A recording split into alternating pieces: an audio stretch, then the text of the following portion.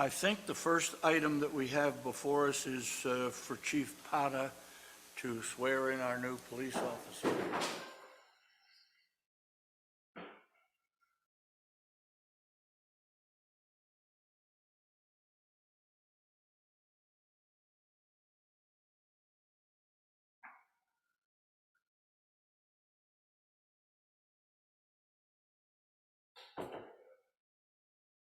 Evening, this is an exciting night for us.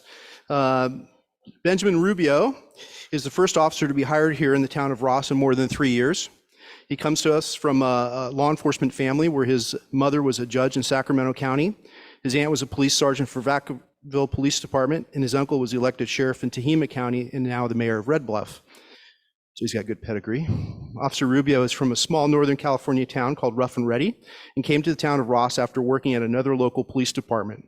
He likes the charm and small town feel of Ross, which is why he chose our town to work. Officer Rubio attended a primarily Spanish-speaking elementary school in Woodland, California, and he's bilingual in English and Spanish. Ben and his girlfriend Courtney lived in San Anselmo for 5 years, which is where they got to know Ross. He's a runner and a hiker, and he likes our open space areas. He currently lives in Solano County. Courtney, his girlfriend, is a chef at Skywalker Ranch and previously worked at Madcap in San Anselmo. They have 2 dogs and 2 chickens, and they are both jiu-jitsu experts. That's their hobby. Ben, come on up. Courtney, come on up. Just stand there. Get your star.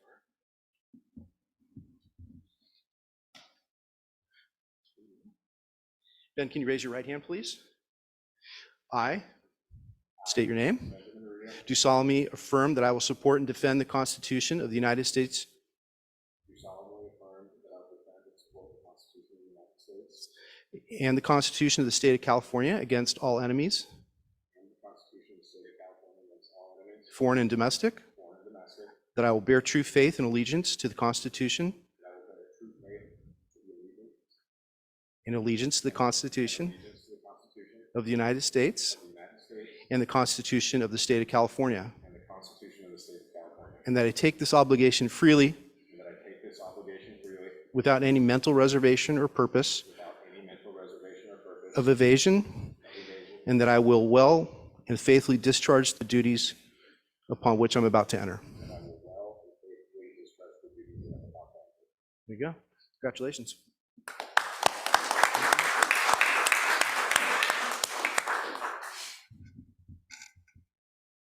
There you go. Congratulations, Officer Rubio. We're very glad to have you on board.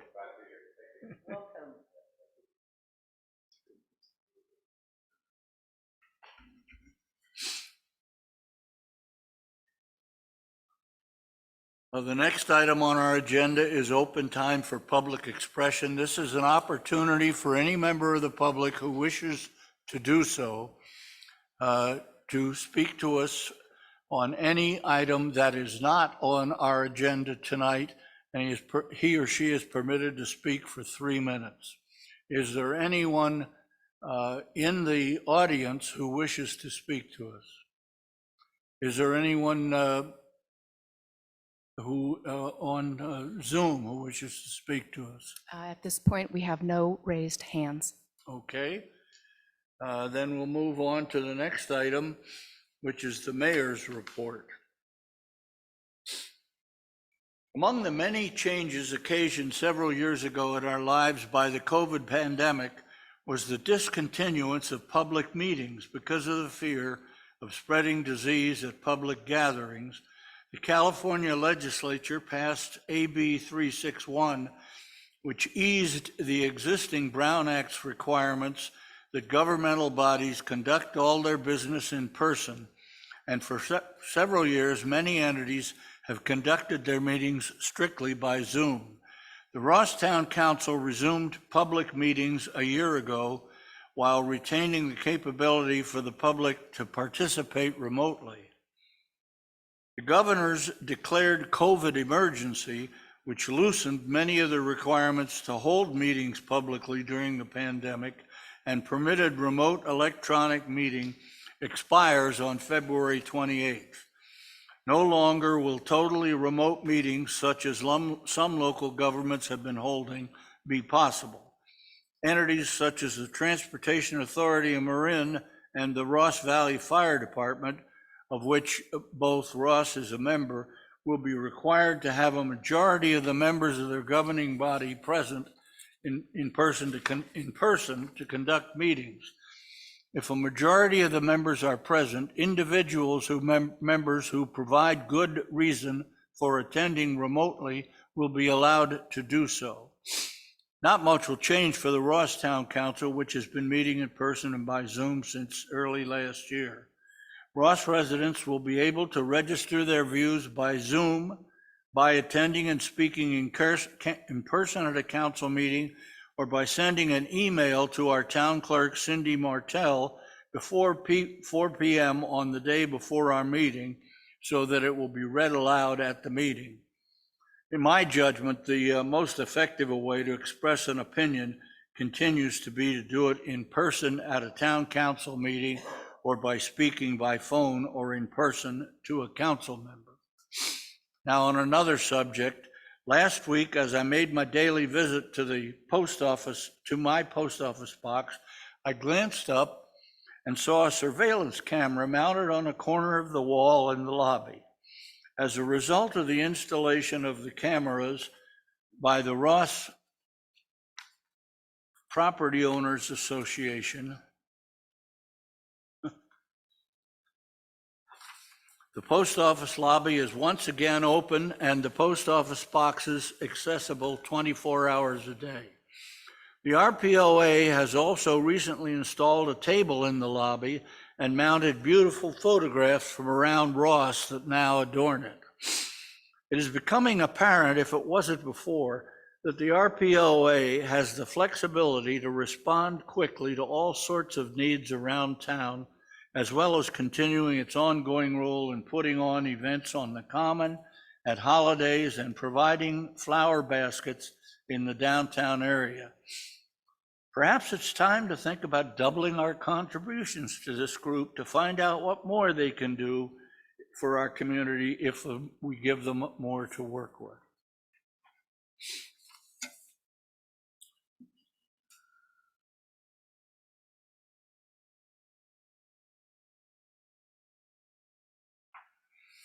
We'll now move to item 8, which is council committee and liaison reports. Are there any members of the council who wish to present such a report? Yeah, I have a report. I'm delighted to announce that the escrows for the Bald Hill acquisition closed yesterday, February 8, and Bald Hill is now a part of the Marin County Open Space District, and the Open Space District will maintain Bald Hill as open space in perpetuity. Are there any other? Yeah, maybe we need a loud round of applause. That's something we've been trying to accomplish. It seems to me ever since I've been on the council. So it's a great piece of news. Are there any other committee or liaison reports? Seeing none, we'll move on to staff and community reports, the first of which is our town manager. Good evening, Mayor and council members. I just have a couple of updates for you this evening. Next Wednesday on February 15th, in partnership with Ross Age Friendly and the Ross Property Owners Association and Cedars, the town of Ross is organizing the first annual Valentine's Day luncheon for seniors at the Marin Art and Garden Center. This luncheon is a way to honor and celebrate the longstanding citizens of the Ross community, especially those over the age of 80. We are excited to share that the response for the event has been overwhelmingly positive, and it is currently sold out with a waiting list. Each guest will receive a complimentary lunch, a performance by a Branson a cappella group, words by our Master of Ceremonies, Mayor Beach Cool, and parting gifts made by Cedar artists. And then secondly, in order to account for the midwinter break for Ross School, the next advisory design review meeting will be held on Wednesday, February 15th at 7 p.m. in the town council chambers. And that's it. Thank you for the opportunity to report. Thank you. Is there anyone from the Ross Property Owners Association to make a report? Apparently not. So we will move to our next item, which is our consent agenda. There are, I always get the number wrong, so I'm being a little more careful this time. I think there are 6 items on the consent agenda. Does any member of the council wish to take any of the items off for separate discussion? Does any member of the public wish to request that any of the items be taken off for separate consideration? Seeing none, we'll entertain a vote. We'll entertain a motion for approval of the consent agenda. So moved. Second. Will you call the roll, please? Councilmember Kircher, Aye. Councilmember Robbins, Aye. Mayor Cool, Aye. Councilmember Breckus, Aye. Councilmember McMillan. Aye. All right, unanimously passed. All right, the next item, this brings us to our administrative agenda, where we have a couple of important items for consideration. The first of which is to receive a progress report on the Ross Facilities Master Plan project and discuss alternative concept options presented and provided for the council to present direction to staff and to the town's representative on the, I'm sorry, provide direction to staff as needed. Rebecca? Excuse me, Mr. Mayor. This is Krista. I just wanted to say a few opening remarks. Is that okay? Yes. Okay, thank you. Item number 11 on your agenda this evening is to receive a progress report on the Ross Facilities Master Plan project to discuss alternative concepts presented by the town's consultants with the KPA group and to provide direction to staff as needed. As the town council knows far better than me, this project has been a long time in the making. While the existing facilities exude charm, there is much to be done in order to have public buildings that meet safety standards, including basic weatherproofing, and allow for greater efficiencies in areas such as IT systems, utilities, compliance with regulatory agencies, and the budget, for example, the potential for shared staffing between functions such as public safety, public works, planning and building, and administration.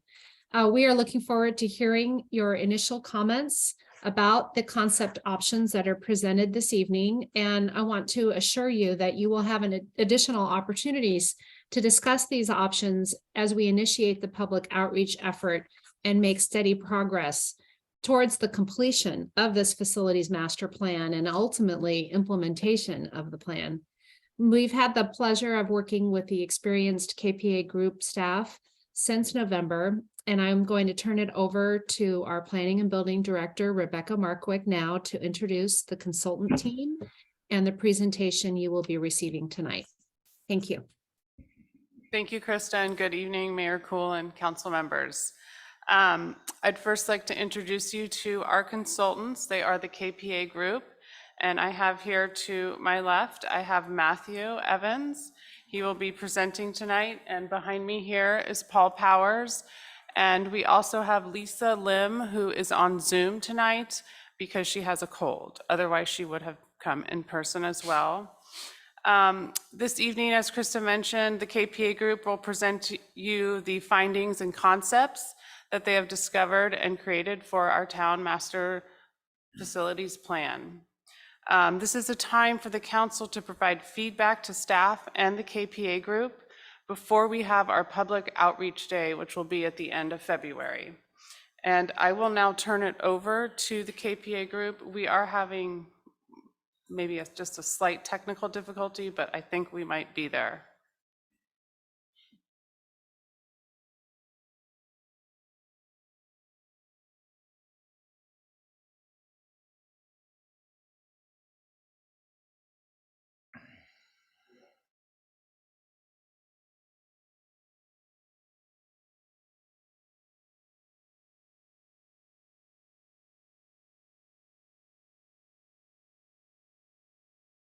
Thank you all for taking the time to hear our update presentation covering progress on the town Civic Center Master Plan. Paul and I are very excited to be here today and to share progress and preliminary concepts with the town. The town of Ross is home to over 2,300 residents among 1.56 square miles. Town services and administrative functions are provided at multiple sites throughout Ross, including the Town Hall, Ross Police Station, Fire Station 18, Public Works Facility, and Town Administration Building. Other town facilities that occasionally host public events and functions include the Ross Post Office, the Ross Commons, and the Ross School. Ross Recreation regularly hosts events and is housed in 2 classrooms at the Ross School. The Ross Civic Center, located at 31, 33, and 35 Sir Francis Drake Boulevard, consists of a partially wooded site covering approximately 2.3 acres in area. Facilities at the Civic Center include the historic Town Hall, constructed in 1927, and the historic Public Safety Facility, constructed in 1927 and 1928. Other facilities include the Public Works Facility, containing Public Works offices and a wood shop, and the Town Administration Building, which is located behind the Town Hall and provides office space for planning and building, along with public-facing services on a day-to-day basis. A significant programming change to personnel housed at the Civic Center comes with the closure of Ross Fire Station 18 by 2025 and planned relocation of firemen and functions to adjacent stations in Kentfield and San Anselmo. Through this programming change, the town of Ross is faced with an opportunity to consider changes to the Civic Center that may better serve town functions while maintaining or improving the visual character and unique charm of the site and facilities. So KPA began this project in November 2022 with a kickoff discussion with various town staff. Soon after, site investigations took place over multiple days toward understanding of existing site constraints and facilities condition. Interviews took place with town staff, and the Ross Municipal Code was reviewed along with other relevant codes and ordinances. In December, KPA prepared documentation of an existing site plan and studied facility floor plans created in the field to obtain sizing of interior footprints and existing space distribution. Initial concepts of changes to the Civic Center and Kittle Park were developed. In January, concepts were refined to include additional details related to the distribution of town staff and site components.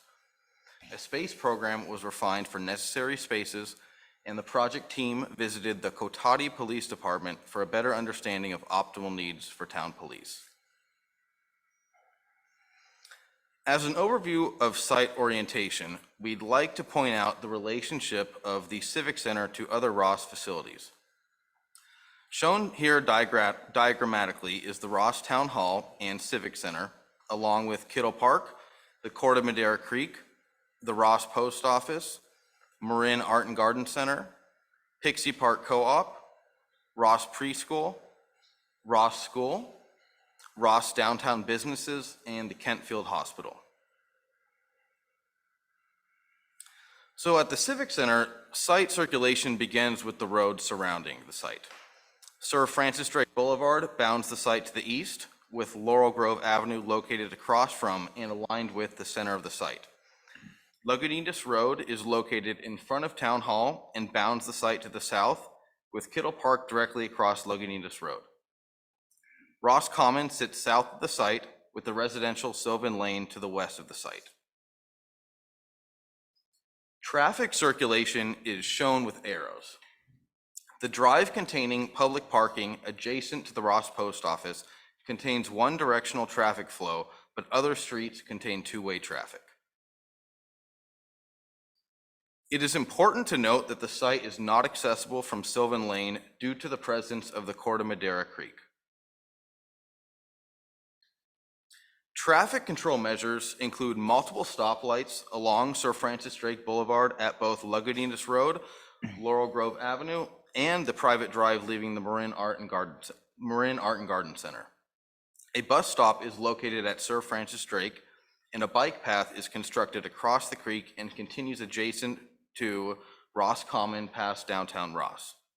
Stop signs are located at Lagunitas Road and Ross Common, with a stop sign for residents at Sylvan Lane. The Civic Center site currently contains 3 vehicular access points. The northernmost access point, shown with purple arrows on the slide, is restricted for public works use and secured most of the time. This drive contains a significant grade down from Sir Francis Drake Boulevard and is limited in use, especially for large trucks. Public and staff entrances, shown with orange arrows, are located directly in front of the public safety facility and at an additional drive between the public safety facility and the town hall.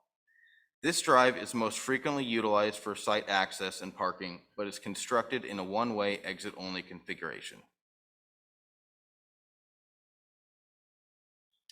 We'd like to take a step back and discuss both residential and public operation zones now that you've become familiar with some of the existing parameters related to site circulation. Shown in orange are public operation zones. These consist of town operations facilities and the Ross Post Office area. Shown in blue are residential zones, areas of private residences located adjacent to the Civic Center site. The Corte Madera Creek bounds the site to the west and separates the residential zone from the town operations zone. It is important to consider that buildings must be kept a minimum of 25 feet and ideally 50 feet from the top of the creek bank. The Civic Center is built among a heavily forested area containing many plants and trees of differing heights. 5 large redwood trees tower over town facilities. Redwood trees are complemented with other greenery and ground cover, including barks, leaves, and grasses. Kittle Park is located across Lagunitas Road from Town Hall. This area was donated to the town in the 1940s and currently contains an open grass area with trees and other vegetation. KPA is exploring options for future development of Kittle Park with the town, including temporary art installations or a fitness park. So now I will transition to the facilities at the Civic Center site. The Town Hall is located at the southeast corner of the site. The Town Hall houses the council chambers, male and female restrooms, as well as staff areas. And town administration is located in wings adjacent to the council chambers entrance. Behind the Town Hall is the Planning and Building Offices building. This modular facility houses additional town offices, including the Planning and Building Department. Centrally located at the Civic Center site is the Ross Public Safety Facility. This is the largest facility at the Civic Center and currently houses the Ross Police Department, the Fire Station 18 Brigade of the Ross Valley Fire Department, and dormitory space for paramedic staff. This facility also allows vehicular space for fire trucks and paramedics vehicles. Dormitories for fire department staff currently housed at Station 18 are provided in a modular building adjacent to the main facility. Dormitories were previously housed at the interior of the public safety facility, but the dormitory wing has since been deemed unsafe for occupancy. The Public Works Department has their own facility located at the north portion of the site.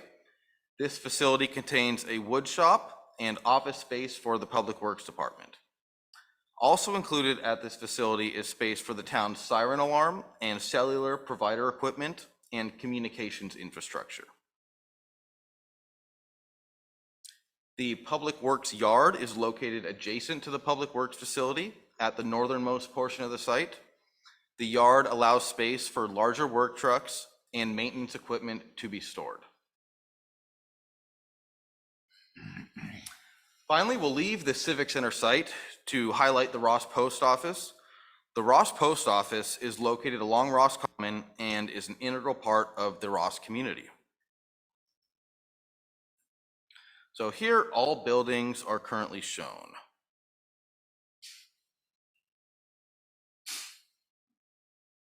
And throughout this presentation, the recommended concepts shown portray a recommended square footage increase of approximately 12 to 14,000 square feet for optimal functionality of town operations.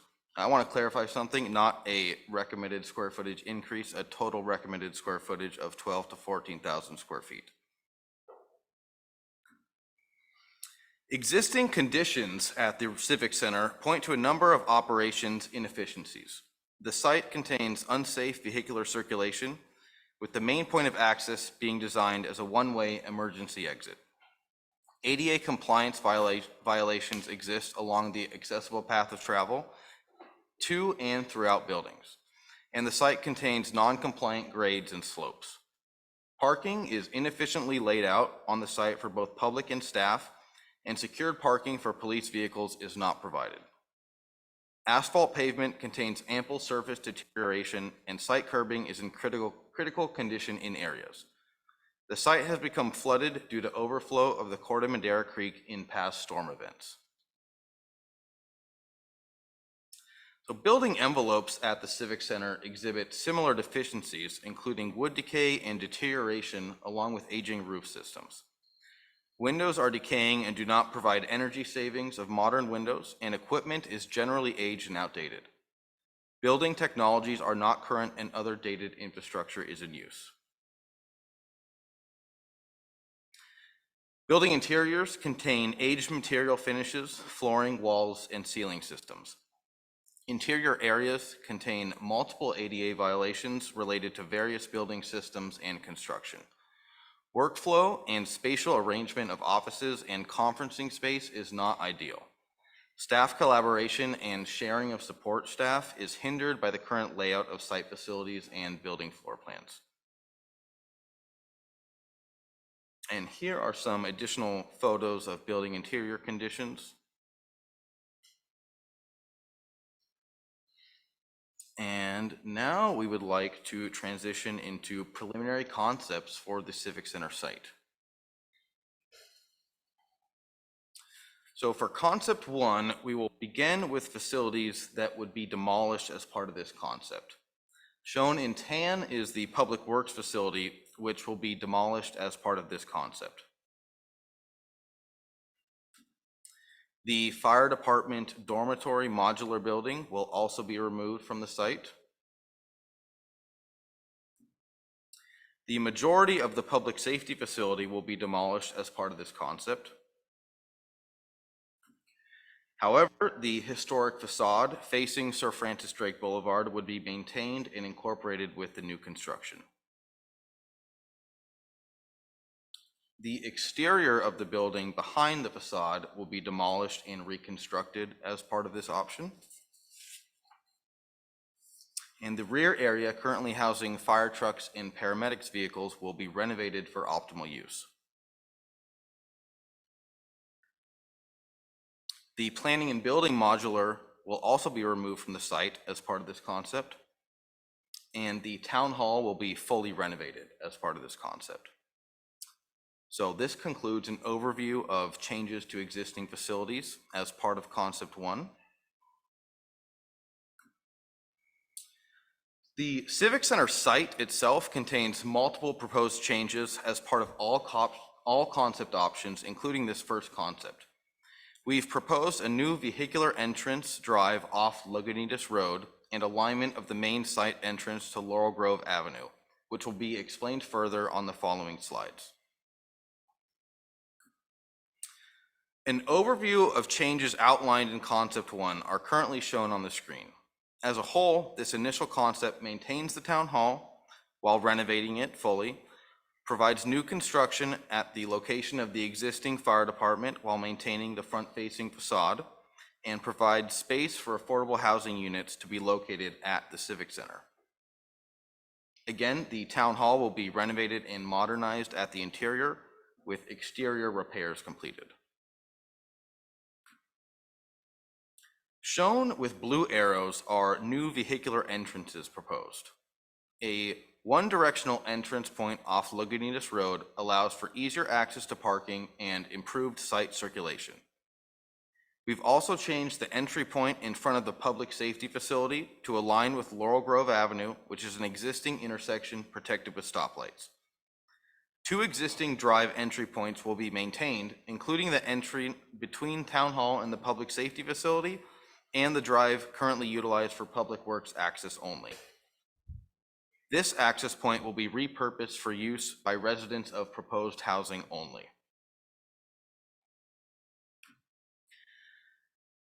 Diving into individual facilities and programs for this concept, we begin with the affordable housing units proposed to be located at the north portion of the site.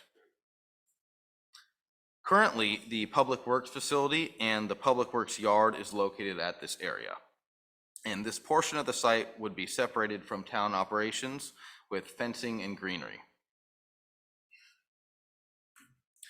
Council chambers is proposed to be maintained at the town hall, along with the incorporation of a new community space to be identified.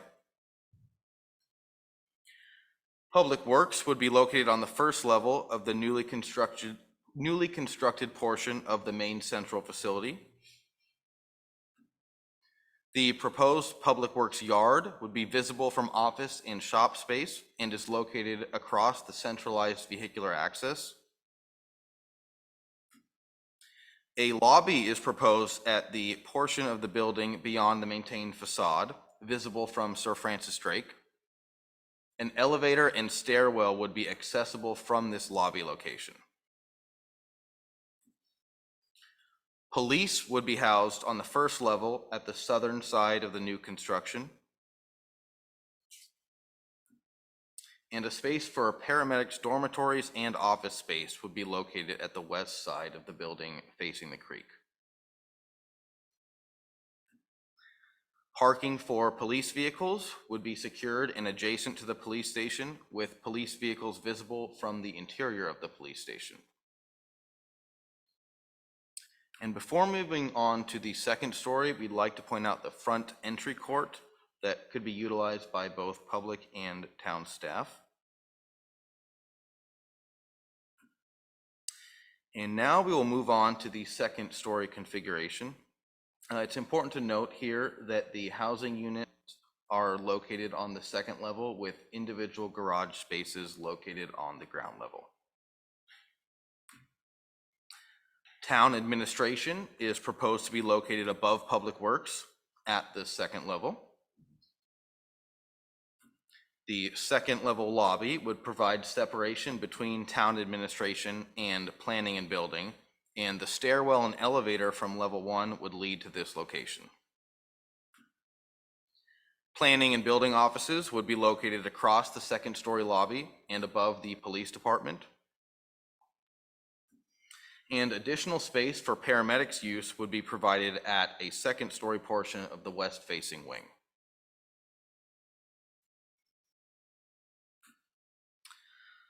So before we transition into the preliminary concept 2, are there any questions or clarifications that you may have at this point?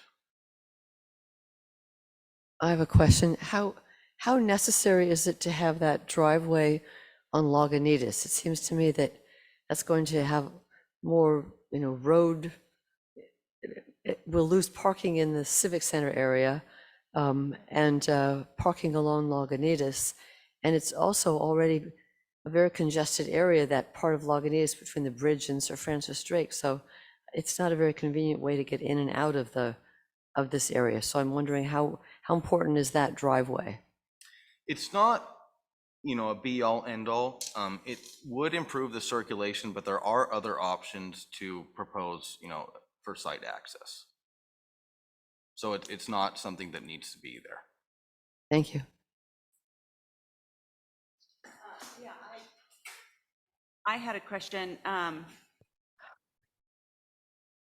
much taller are these buildings going to be than the current buildings, or do you have any kind of height elevations? We haven't made final determinations in terms of height, but the current plan is that all buildings would be, the relative same massing. They would not be taller than existing. But we're in a flood zone, so we probably would have to elevate by at least, I'm guessing, 5 or 6 feet? Does that sound right? It would not hurt, yeah. So Maybe 2 to 3 feet, not 6. And then this, you said 50 feet from the creek is where you would want the buildings. Why would that be? I thought it was that- 25. No, it's 50 is what they said. the building code asks for a minimum of 25, but ideally 50 if that can be met. That's what the building code says? Okay. And then how many parking spots are shown in this concept one plan? I don't have it, let's see. A lot. About 20, yeah, 20, 25. Let's see, 1, 2, 3. And is that more or less than we have right now? That is slightly more than you have right now. And that is not including additional parking that would be secured for the police. Could you show us where the police parking is again? Yes. Go back there. So the police parking is proposed to be right there in the, And how many police vehicles could be parked in that area? only about 3. And right now, we park about 7 of them out in the, Mm-hmm. what would you suggest we would do with the other 4? They would not all be secured in this configuration, so there'd have to be some choice between the secured vehicles and the, non-secured parking. But What do you mean by where would we put the other 4? They could continue to park in other spaces on the site like they currently utilize. They would not have defined police parking as part of this concept currently, other than the secured parking, which would only fit approximately 3 police cars. What your thought is that the other 4 would still have an area that was marked off for them? We would think so, yes. I mean, yes. What do you mean by secured? Just gated and fenced, locked. Okay, and then the public works yard, I mean, I guess, I think at some point it might be helpful to understand what's going there. I don't know if that's a you question or a public works question, but Typically, it's, there for use when needed. The public works yards are not utilized fully 100% of the time, but when they're needed, highly. Big work trucks, extra equipment, if there's a certain utilities project that needs to be completed around town, they might have extra materials stored there. yeah, I'm familiar with what we normally store over there, but I'm just wondering, I mean, that looks like a lot smaller of a space. And so I'm assuming would be giving up some of that space, which I'm not sure that's a problem, but It is slightly smaller. We had to make some considerations regarding the housing units on the site, and that was one of the implications. okay, and then under this plan, the council chambers are being rebuilt, correct? The town hall would just be renovated, so the building might, new paint, flooring, electrical systems if necessary, but the building would appear the exact same, just this building. This building. It would not be rebuilt? No. It would just be renovated inside, okay. And is the concept that the town manager's office and They would be maintained. they would be in the same spaces? Mhm. And what about that empty space that's in front of the town managers? I'm sorry, there is a clarification I'd like to make. Yes, we are moving the town administration into the main building, the existing site of the public safety facility, What do you mean into the main building? into the public safety facility. Where that building is sited currently on the site, we would be, So they would be on the second floor. they would. We have them above the Public Works Department currently, right there, yeah. And what's the plan for this space behind us? That would be renovated Into what? into the same type of space, just maybe a little bit nicer. Yes. No idea yet. And where our city manager is now and where our clerk is now, what would those spaces be used for? They could be utilized for community gathering space of some type to be defined. They're kind of small areas, right? So there's not a lot of use for them. So from my standpoint, Our standpoint, this building becomes a nice meeting area where you can dedicate that and work with the public more. But beyond it, it's kind of limited utility. So because you would it's make them into a couple of meeting rooms? Probably, right. Or something to support this room, whether it supports this room, because some things need to happen in this room. This chair's fixed seating needs to go away. Your dais needs to go away because it doesn't meet codes. So there's a number of changes that we need to make in the room. And I would think that going forward with this room, from a community standpoint, you want to make it a little more flexible, have it a little more interactive so that you can use, because when you move your staff out of this building and the staff isn't here, then this building can be used differently because we're building a bunch of new space in that new building. So that was kind of the idea of what to do with this building. We love this building, but how do you reuse it from a utility standpoint? What was that? I'm sorry. Councilmember Kircher, you've been very patient. Okay, two questions. First, the housing units Mhm. to the north. I couldn't, you had a number listed there. I couldn't make it out. Was it 6 or 8? Six. So 6, Mhm. all right. The other question is, with regard to the traffic flow, which is being changed for to exit, is it an exit or an exit and entrance on Lagunitas? Entry only. It is entry only. Entry only. Entry only. Yeah. So emergency vehicles, our paramedics, our police, They could get in, do that circulation, right? all right. They could go either way Yeah. if they needed to. Sure. All right. Yeah. But if you think, back to a commentary about that particular road, the bridge, if you think coming east, is it down and taking that left-hand turn, that's kind of difficult. So we don't want that conflict. Just, come in.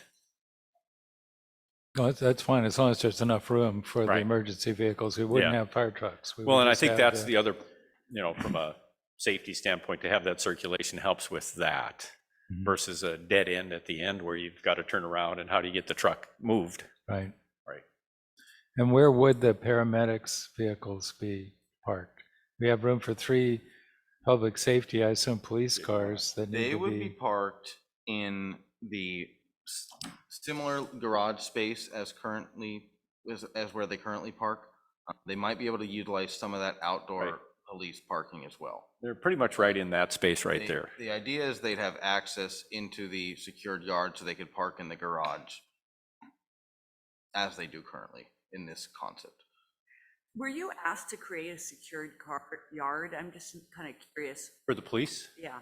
it's fairly common that the police have their yard secure.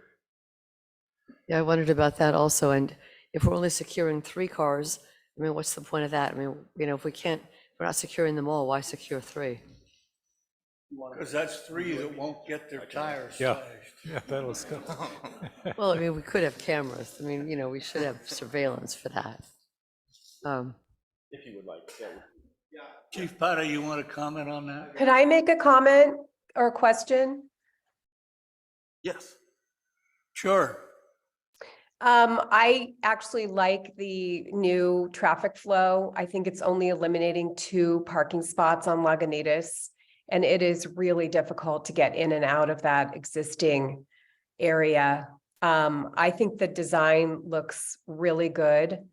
I think when you show to the public the existing buildings, it would be really important to show the portables with hashtags so people understand that our firefighters and our building department has been housed in portables for the fire department for more than a decade. I'm not sure how long the building department has been housed like that. And I'm in complete agreement of renovating town hall. I think the dais needs to come down. I've looked at pictures of the US Supreme Court, and their dais is maybe 1 foot elevated, not 3 or 4 feet like ours. And we're supposed to be, meeting with our constituents, not glaring down at them. So that's always been really off-putting to me. And I have a more general question. What kind of feedback are you trying to get from us? Just the type of feedback that you're providing tonight. Okay. Any sort of things that you like, things that you might not like, ideas for change. Okay, thank you. Maybe you could also clarify, what sort of timeline? So you're showing us this now, we're making comments. Does it come back to us? Does it come back to the community? Is there a date where we're trying to have a plan finalized? So tentatively, we'd have, we'd give another update presentation to the council around May, at which point we would, finalize the master plan, and then it would be able to be adopted midsummer. We are planning a public outreach event, which I will speak on a little bit later, for later this month, at which point we are planning to come back to council before May with updates that we've received from the public outreach presentation, as well as any comments received tonight or, from now until that point. Have you attempted to put a price on this yet? Not yet. Cost is going to be provided in the next update as well. Chief, we cut you off. Oh, no problem, Mayor. So conceptually, what this is, of course, I'd like to see more secured parking, but I understand, there are limitations with the site. I've tried to reduce our fleet a little bit, by 1 at least, so that we don't have a bunch of cars sitting around. But I expect with a fully staffed police department, those cars will be needed. So most police departments do have secure parking, and a lot of that has to do with so right now, as it stands, we have a lot of equipment in our units. We have to pretty much take most of that, well, the most, not dangerous, but the most, the equipment, like for example, the guns and things have to come out of that every night. It's not safe to secure them the way they are, so we have to take all of that out. The other thing is that if we were to have a prisoner, we don't arrest a lot of people right now. If we were to do that, if we get a DUI or somebody with a warrant or something, and we wanted to bring them back to the station, we couldn't really do that. We don't do that now. I ask my officers to go to another police department because this facility is not secure enough. So especially with the housing element, if we were to bring that in, the idea of somebody getting out from the secured area, this provides us an opportunity to at least have a safer way to transition a person from the car into the building to do our brief work that we would do here. No one's going to be housed here, but sometimes we need to interview them. So this provides us at least an opportunity to do that. So I'm sure there's plenty of things that can happen in the concept and as this develops out a little bit further, but that's kind of why we would ask for some kind of secured parking back here. You could, are you thinking about putting in a cell? No, there's a lot of stuff that goes with cells. There's a lot of regulation that goes with those as well. And we're not looking to lock people up here. We do need to have temporary facilities to interview them before taking them to a cell. And that's where this would come in handy for us. Does anyone have any questions for Chief Powell? Okay, thanks. No, you're welcome. Does anyone on the panel have any further questions? So I think renovating this space would be helpful because then we won't have chairs that are in a fixed position. So there could be meetings and events held in here. But it's a little disappointing to think that we basically have 5 small offices behind us, 2 in the front, 2 on the other side, and those really aren't being used at all. Is that right? I mean, they're better getting renovated, but they don't have an Not assigned that daily person. use that they've seen over I their mean, the lives. people who've been using those offices are now being moved to the second floor. And that may be nice to have administration all on one floor, but I sort of hate to see all this space, you know. I mean, we don't really need it. I mean, if we gain this space, town hall, without fixed chairs, that's the space we need and not, I just feel like maybe there's some, so we've got these extra spaces and yet we want more housing units. And I'm wondering if there's some way to, you know, add more housing to the site and not have 5 empty offices that we currently use now. We do have an option that, or that we can discuss. There are other alternatives, so we have a couple more to show you, and maybe as we do that. For this one, I mean, can you go up, add another floor to those 2 buildings and add more housing units right there? Not without a lot of expense, because now you're mixing people with commercial, you know, it gets expensive to try to separate those uses from a fire code. But even if it's the second floor of those of the purple buildings, they're already, Well, the purple buildings have a second floor. They have a first floor, which was a garage, and the second floor was their home, if you will. and how many units? There were 6 in that. 3 building. each. So is there a way to expand those and make them bigger and add more units? There is, and we can show you the impact Okay. here. We do have a discussion about that as well. Okay, So thank you. there is that option, but as we explore each one of these options in terms of more housing, as Matt pointed out earlier, it has had impact on the yard already for Public Works, and as we explore that, there's more impact on the Public Works yard. Something's got to give, right? It's either parking yard or other building, because we can't make the site bigger. Can you go up higher, add another floor? No. One of the considerations that was an issue is the individual parking is currently provided at individual garages for each of the 6 units. And if we were going to go up, we could do that, but those top units might not have an individual parking space. And we are exploring options for additional housing and additional parking at the site. Some of which we'll touch on here. Other points will be part of the actual design and require some very finite design to attain. I don't think the people who live across the street from where those proposed housing units are gonna want a 3-story building right across the street from them.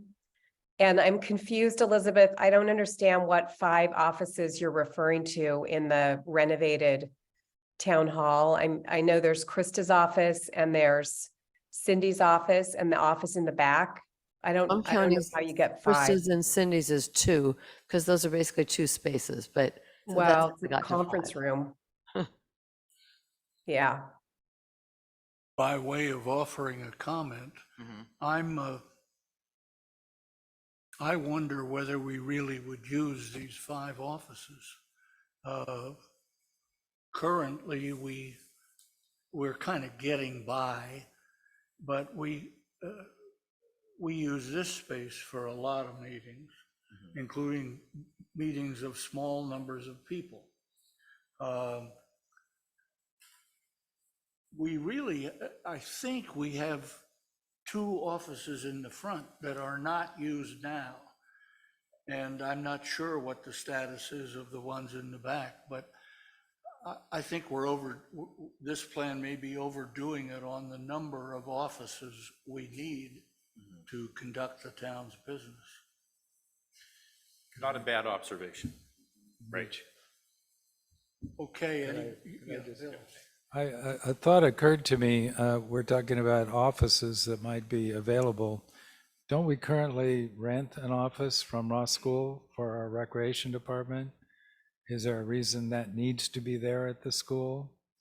Or could we possibly use one of those offices for the recreation? We're on a 66-year lease. And we actually set that up deliberately so that Ross Rec, which serves the school children, would be right there on site. So Okay. that their staff is there, their classroom is there, and it's kind of a marriage between the school and the recreation department. So I think that is a wonderful arrangement for Ross Rec. Okay.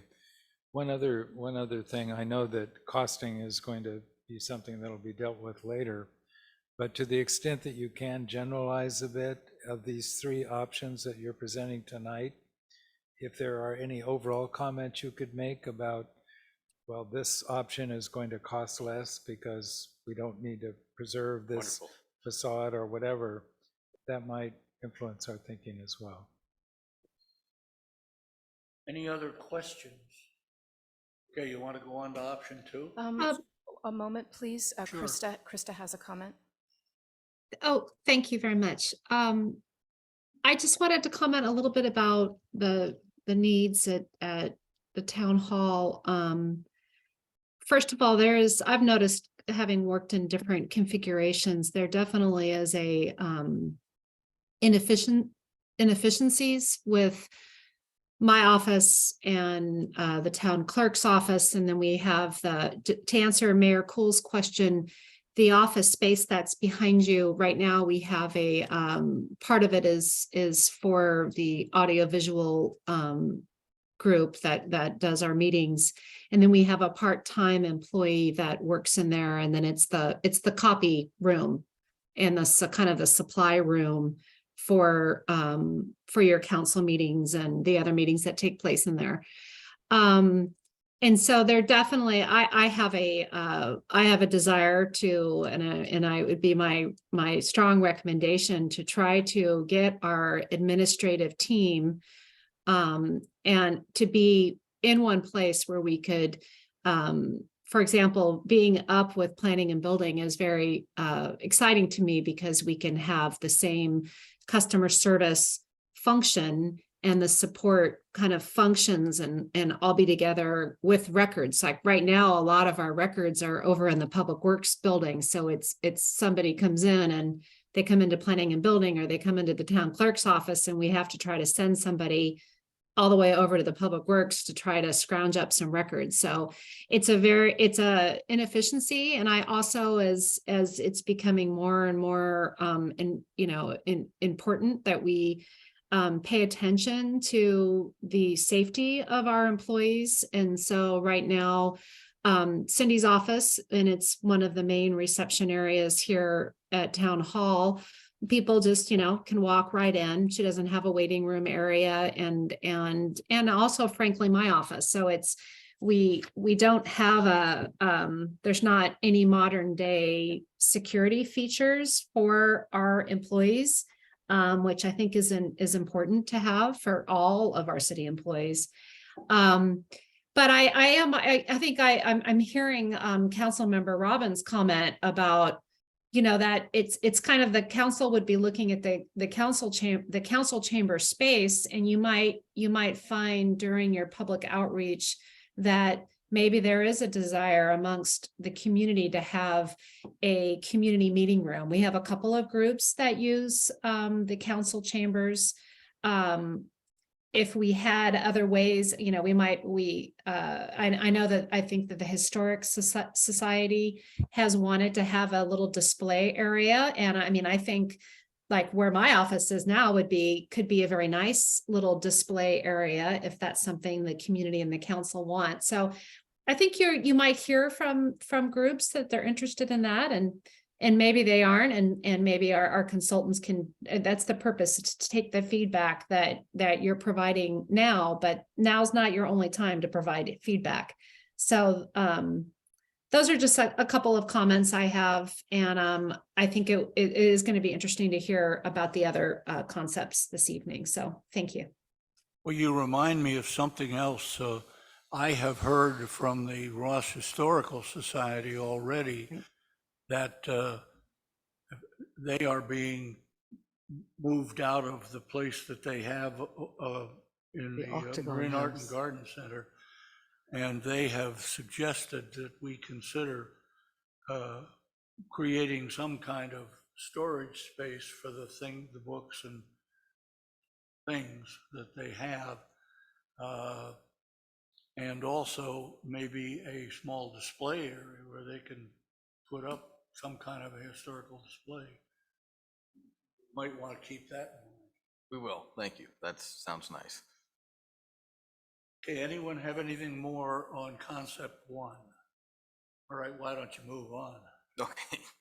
let's see, so building, okay. So concept 2. So similarly to the first concept shown, we will begin with an overview of facilities to be demolished. In this concept, all existing facilities and facades are demolished except the town hall, which remains and will be renovated. Notice the changes to the site are the same, including the new vehicular entrance drive at Lagunitas and alignment of the main entrance to Laurel Grove. Affordable housing units remain in a defined location at the north portion of the site. Council chambers is proposed to be maintained at the town hall, along with the incorporation of a new community space to be defined. Public Works will be located at the northern portion of the central building. And we'd like to point out that while the general shape of the building is shown similarly to the first concept, the historic facade of the public safety facility is not maintained in this configuration. The Public Works yard is located across the central vehicular drive from Public Works. A lobby is proposed at the central portion of the building, visible from Sir Francis Drake. An elevator and stairwell would be accessible from this lobby location. The police would be housed on the first level at the southern side of the new construction. Police department area is slightly more individualized in this concept due to the different shape of the construction of the rear portion of the building. Police parking would be located centrally in a rear courtyard. This space has potential to be utilized by town administration and Public Works for outdoor gathering space as well. Paramedics would be able to park vehicles in the garage wing facing the creek.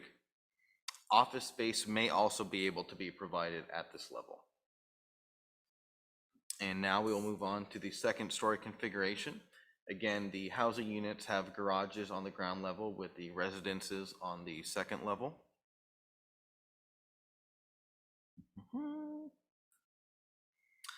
Town administration is proposed to be located above Public Works at the northern portion of the central facility. The lobby at level 2 is shown, which continues to separate the second level departments. And planning and building offices are located across administration, across the second level lobby from administration, excuse me. And additional space for paramedics dormitories is located behind planning and building offices.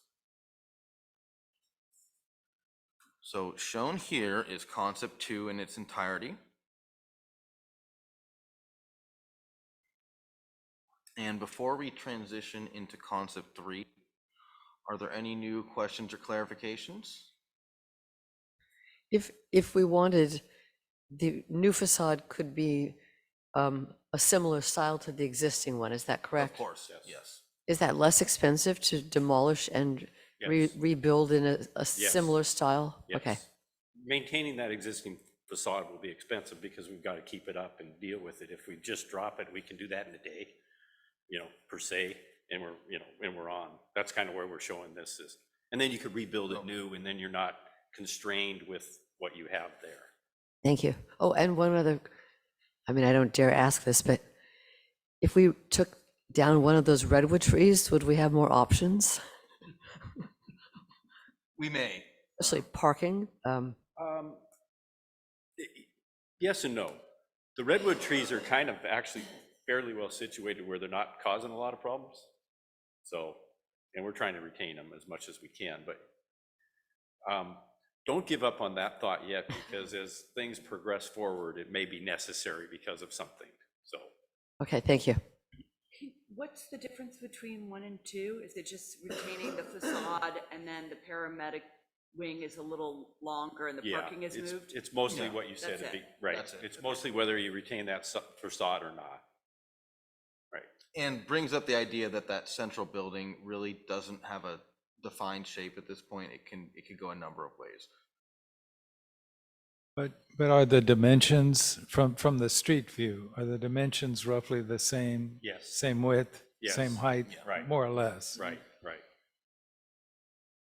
That was kind of the idea of that option, is to kind of keep the same character in the neighborhood with a new facade, if you will, in a similar style or whatever style that you wanted to select, but not devastate everything and make it like it's, a brand new site. Try to blend it in. Anyone else have any further questions? Excuse me, Julie would, Councilmember McMillan would like to make a comment. Yeah, I would be really interested in the delta of keeping the facade versus rebuilding the facade. I recall when we were talking about doing this initially, we were pretty clear with the public that we were going to try to maintain as much of the original character of the buildings as possible. And I don't think ripping down that, if it's, I guess it depends on how much we're going to save if we rip it down. I'm not sure that's going to fly with the public. It seems like that's an iconic emblem of our town, and I think there's going to be a lot of pushback. I agree. I'm thinking about introducing the idea of removing the facade at this luncheon of older people next week and see what happens. But I think there's going to be a lot of resistance. But couldn't the new design be essentially the same? Well, it could. And then it's got new wiring, new everything. I think we need to understand what the difference in cost is. I think that's a pretty big leap, frankly. Okay, any other comments on concept 2? You want to go on to 3? Okay, I will. Concept 3. Again, we will begin with an overview of facilities to be demolished as part of concept 3. In this concept, all existing facilities are demolished, including the town hall, with the facade of the town hall being the only portion of existing facilities to remain. So the highlighted portion of the town hall facade is the portion of this facility that is proposed to remain as part of concept 3. The proposed changes to the site remain, including the new vehicular entrance drive and alignment of the main entrance to Laurel Grove. Affordable housing units remain in a defined location at the north portion of the site.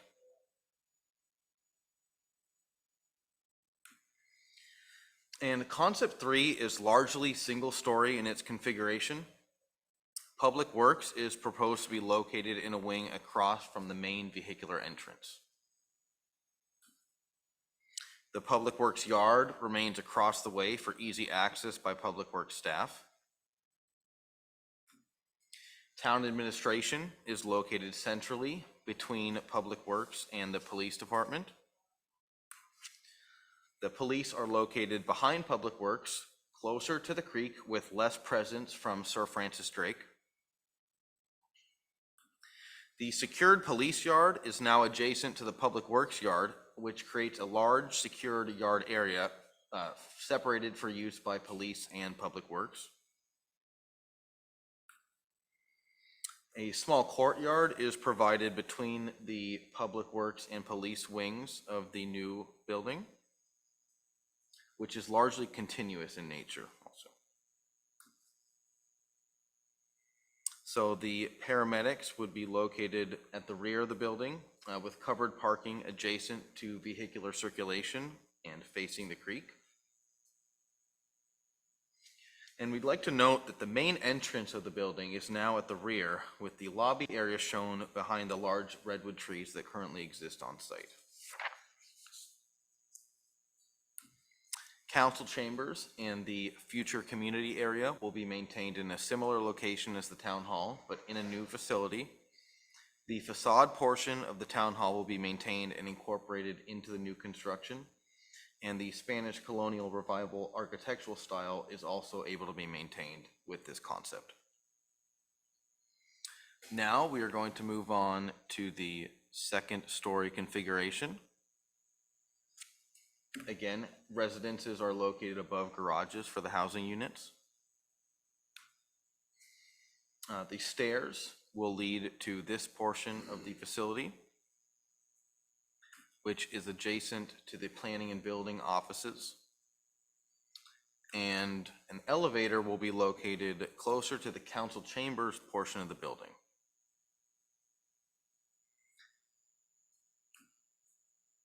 So before we move on to additional considerations, are there any other questions that we can answer as part of concept 3?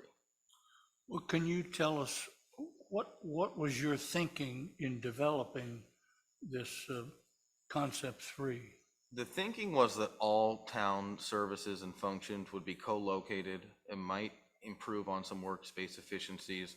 It allows the town to present to the community a new sort of not new architectural style, but new buildings that maintain the architectural style and are in line with Ross's own design guidelines.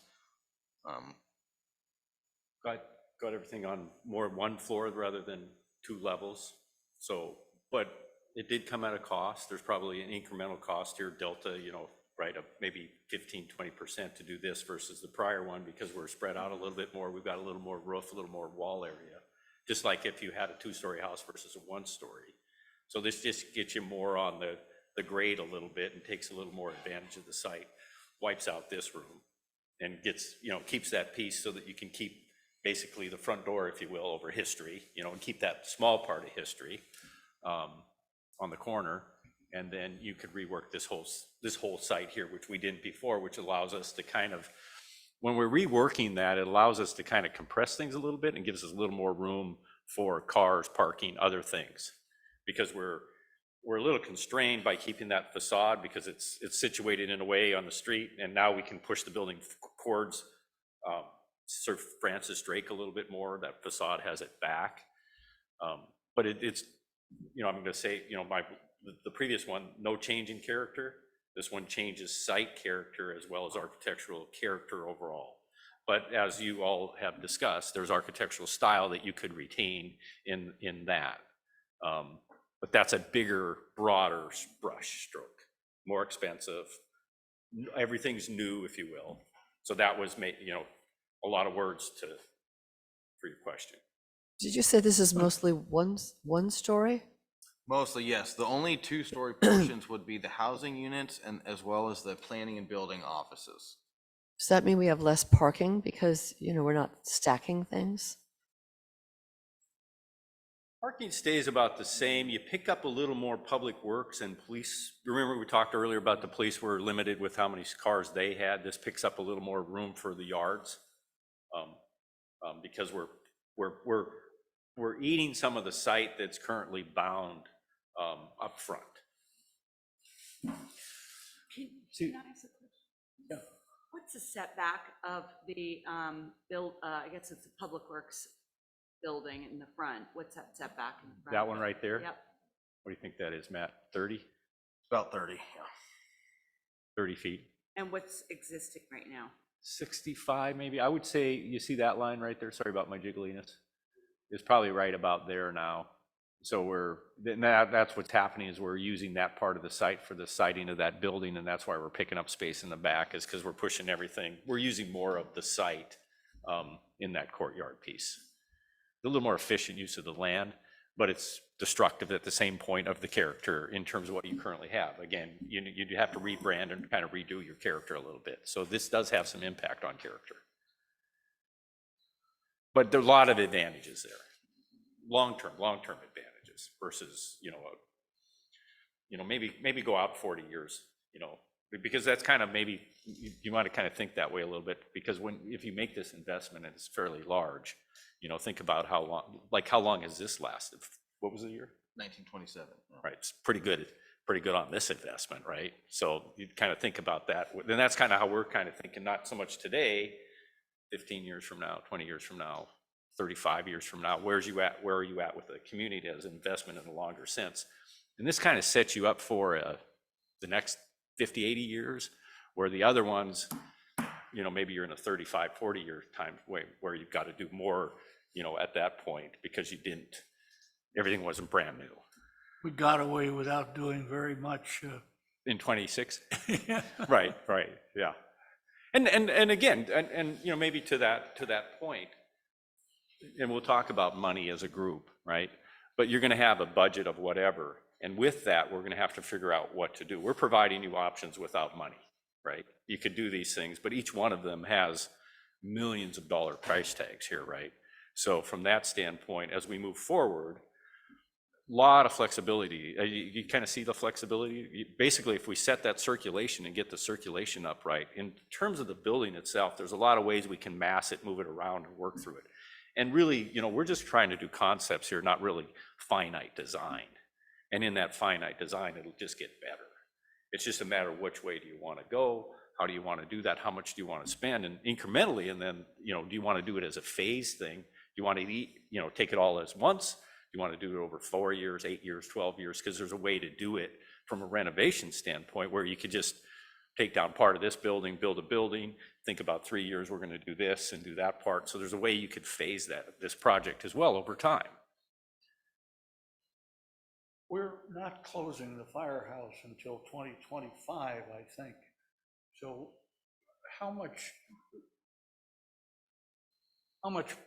what do we have to get done when? We will evaluate that. It really depends what you want. And maybe I'll let your staff speak to that, because there's a little bit of, I don't know how to, we always can get along with what we have, right? There's, you know, I mean, you've got along with what you have up to here. It's not broken. You're going to move the fire people out. That kind of gives you some room. Nothing's broke, if you will, from a, you know, now that there's ADA violations all over the place, so those need to be repaired at some point. So you have time, but at the same time, you should take some actions as to not get too far behind, right? Was it clear on that? And the design process for something like this would probably take close to a year long, you know, aside from the planning process. There's a lot of specifics that would need to be defined as part of this. So let's say everything went great, we adopted the master plan midsummer. We'd want to start design, you know, that fall of 23, you know, early winter 24 at most, because it's going to take a whole year for that design to be complete. At that point, there's a lot of regulatory things that come into play that might extend the timeline a little bit longer. Into starting in 26, right? Even before you could start construction, and you're probably a year and a half, 2 years into construction, so you're at 27 before you're in anything. Would you expect that we are going to have to do an EIR for this project? Some kind of CEQA evaluation, but I don't think you'll get to EIR. I don't think, you know, and this site's been destroyed and disrupted over time. You're not, you know, it's not a brown field. So I think you're more into just normal CEQA processes, I think. Could I make a comment? Yes. I think concept 3 is too far from what we have. And I think it's just, it's too untraditional. So I would not support concept 3. Plus, the administrative, where Krista is pretty far away from the planning and building. And so the synergies that would otherwise be created in the prior two models are not there. So I don't think that's a great option. Plus, I don't think the town hall needs to be completely demolished. I'm not, you know, I'm not a construction expert or anything like that, but from what I've been told in the past, the town hall, the integrity of the town hall was not in need of being completely demolished. And I think we need to show the public that we are being really careful with their money, and to the extent that we can renovate rather than tearing stuff down, that's what we need to do. Elizabeth and I saw that in spades when we tried to tear down Ross School, and people pushed back on us for that. Well, are you advocating that we abandon concept 3 now? I mean, are you satisfied that we know enough to make that decision now? Well, he also said it's 20% more than the other two. So, I don't know I don't know how much input we want to give the public on these 3 options.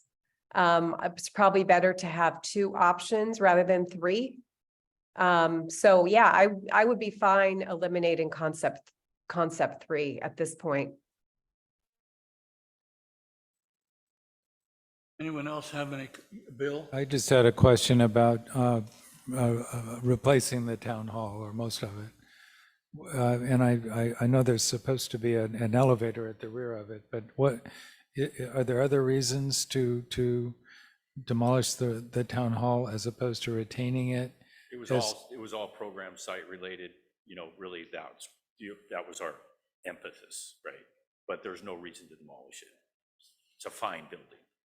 It can be restored, it's in good shape. You could, reuse this space. Again, it lacks a little utility because what it is and its shape, and but I think as we discuss that a little bit, and as you go forward, you might, we talked a little bit about the historical society, them coming in, and there may be other groups that, in this space could become more active as the community goes forward in time. I think Yeah. there are 2 things that really represent some Ross history. One is the town hall. Right.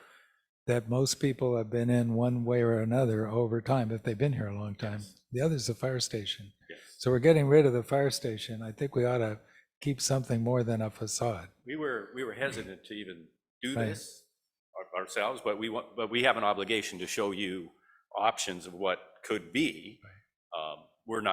I'm a historic preservation officer from a previous lifetime. I've done this, so I love historic buildings, and so there's a lot of reasons to do that. But then at the same time, there's some reasons to move forward as well. Hanging on to everything doesn't necessarily always help us lighten up or get to where we need to be, right? That's another thing we want to maybe consider as we move forward. This has some weight to it on what you're trying to do. If you had an empty piece of lot here, which, if we go back, that's what we did. We said, well, let's empty the lot and see what we can do with it. That was our thing. That was it. If there were no buildings here and you just had the trees, how could we shape it in a way? Nothing was there. There was no history. There were none of these things. What would we do then? And that was the approach of this one, was to just wipe that out and say, okay, we're brand new. So what was that? And that's kind of what it availed itself. So to comment on Julie's suggestion that we not consider 3, I guess I'd like keeping it there just to consider it a little bit, but I agree. It's a total redo. I don't think people are expecting it.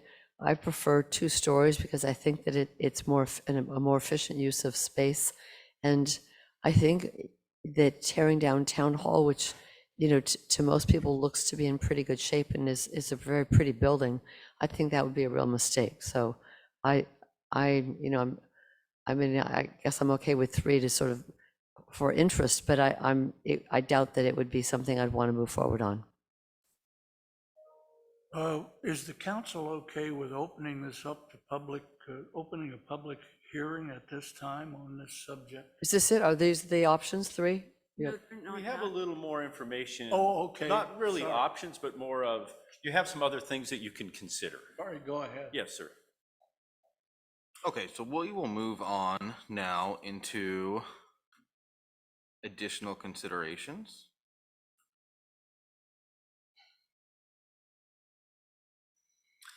Okay, so KPA would like to bring to the town's attention 2 additional considerations. Consideration A would be the relocation of the police department. This consideration would entail a new building being sited adjacent to the Ross Post Office. The existing Ross Post Office would remain unchanged as a separate facility, and the Civic Center site's natural setting would be preserved with all town functions housed in a single building to incorporate additional work and operational efficiencies.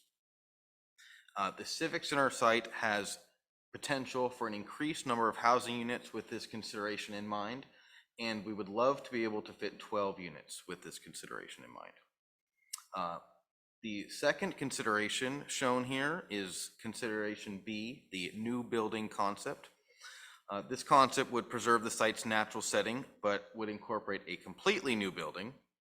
The Spanish colonial revival architectural style would be maintained, and this could address additional inefficiencies related specifically to incorporation of modern building technologies. So those are just two additional considerations we would like to bring up. And does anyone have any questions on the additional considerations? I do. Go ahead. Well, the new building concept, is that what you showed us as concept 3? We kept the facade of this building in the 3. Oh, so Right. that would be, hey, Right. we could scrap the whole In thing. this concept that we're saying here, we wouldn't be as sensitive, right, to what's here. It would be pretty much, The trees that were mentioned earlier, you know, more likely to go away, right. It's highest expense. kind of like redevelop the site, you know, hurt it, if you will, like a developer would hurt it. Just, we didn't develop it because it's kind of a, And we're not Yeah, advocating it's- for it either, it's just something Right, to exactly. consider. It is a possibility. When you say you want to relocate the police department to a new building adjacent to the existing post office, which side of the post office are you thinking about? The So, grass that would be- side or the asphalt side? The grass side, so right there's good, right in here. Can you see the screen? Yes. I see the screen. I don't see what you're saying. Oh, sorry, let me see. if You my- can't, oh, I'm sorry. my We have a mouse, pointer I in the. Oh, I see it now. Yeah. So you do it on the grass. Yes. Yeah, so it'd be a linear building in that grass area along Ross Common. I love the idea of the police being right across the street from the school, but I think that the public would have a fit if we got rid of that grass and had structures on that grassy area. I Yeah, just said I hate that idea, Julie. And I agree. And I'm not sure if people realize this, that we actually have a landscape plan for that area that we have yet to implement. We had just agreed about a year and a half ago that we would move the mailbox to the other side of the post office, remove a couple of shrubs, and that would allow people to have direct access from the post office to that grassy area where we were going to set up a table and some chairs. So we have already planned to make that grassy area more user-friendly and have it connect directly to the post office. So I think that's a lovely use of that space. And I agree with Elizabeth, I think, and Julie, I think the public would be furious if we, to remodel the Civic Center, we remodel some of the most beautiful aspects of downtown Ross. I consider that grassy area and the common to be the essence of the town, and I don't think they should be touched. Is there any way we could put the police station on Kittle Park, or are we precluded from any physical development on Kittle Park? The space isn't quite enough at Kittle Park. Okay. But too tight for a building. Because that space will never really be utilized the way it's on the corner of two busy streets, so that if there's some civic function we could, put there, I mean, that's just prime real estate for civic center buildings. And it's across the street, it's convenient. Thank you. We will incorporate that comment into the next update we give in terms of options for Kittle Park. So. Beach, excuse me. Just out of curiosity, you mentioned that the consideration A would provide possibly for more housing units, and I don't think the council is in favor of option A, but as I say, out of curiosity, how many more housing units might We'd we be love to able have 6 more for a total of 12. It's safe to say that at least 2 more for a total of 8, but, you know, we love and we think it's possible to fit 12. We gotta be a little creative about how we put that together. It's not, you know, unit. We've got to kind of, I don't know, jumble it a bit. And some of the units may be smaller than others, so it's getting 12 is a little more complicated in terms of the structure and how that goes together to get everything to work. When we did the 6, it was pretty much block. But when you go to 12, we're really gonna have to tighten up unit space. What's the square footage of the units 800. and how many bedrooms? Not defined, but, you know, Right. one. One basic, you know, I don't know, you could get 2 in there maybe, but they're gonna be small at 800. I hate to get committed to 12 units until we see what the demand is for these units that the state's plan is forcing us to plan for. I'm not convinced that there's going to be a rush for people to develop these things. Well, okay, is there any more? Yeah, I have one more comment. You guys alluded to some really, really rough conceptual budget numbers for the various concepts, and I'm wondering if you could just give us, I know they're really rough. We won't hold them to you Do you have them now down the road. or later? I'm sorry. Minimum 6 million for just the renovation concept, the very basic one. Probably closer to something like 25 for concept 3, and the other concepts would be in between the 6 and the 25, closer to the 25. The option 2, where we did not maintain the facade, would be a little bit less expensive, a couple $1 million less expensive than maintaining the facade. I'm sorry, so could you just go through concept 1? What do you think that's going to cost? Didn't see it. Let's go back to concept 1. Hard question to just, Excuse me. May I just make a comment? I'm sorry, I'm dying of curiosity too about the numbers. I'm really concerned about getting numbers out there when the consultants haven't had a chance to really dive into them. So for example, that 6 million number, I would be just shocked if we could do this for 6 million. And I just hate for that number to be out there when it's so preliminary. I'm concerned about that. Unless our consultants can tell us right now, this is something they're ready to. no, thank you for that. I think if we took a little more time, we could be a little more professional about that approach in terms of here's a little more information rather than trying to pull it out of right now. Because once again, you put a number out there like 6 and all of a sudden that's the number. And Matt said 6 and I went, really? Kind of, so we really haven't even looked at the numbers. So give us a little time here. We'll look at the numbers and come back to you. And then we can give you a little more depth in the numbers and why the numbers are where they're at. We should remember that when we were having our discussion about whether to close the firehouse or not, we were talking about numbers, as I remember, that if we kept the firehouse, it would be 27. And if we got rid of the firehouse, it would be 14.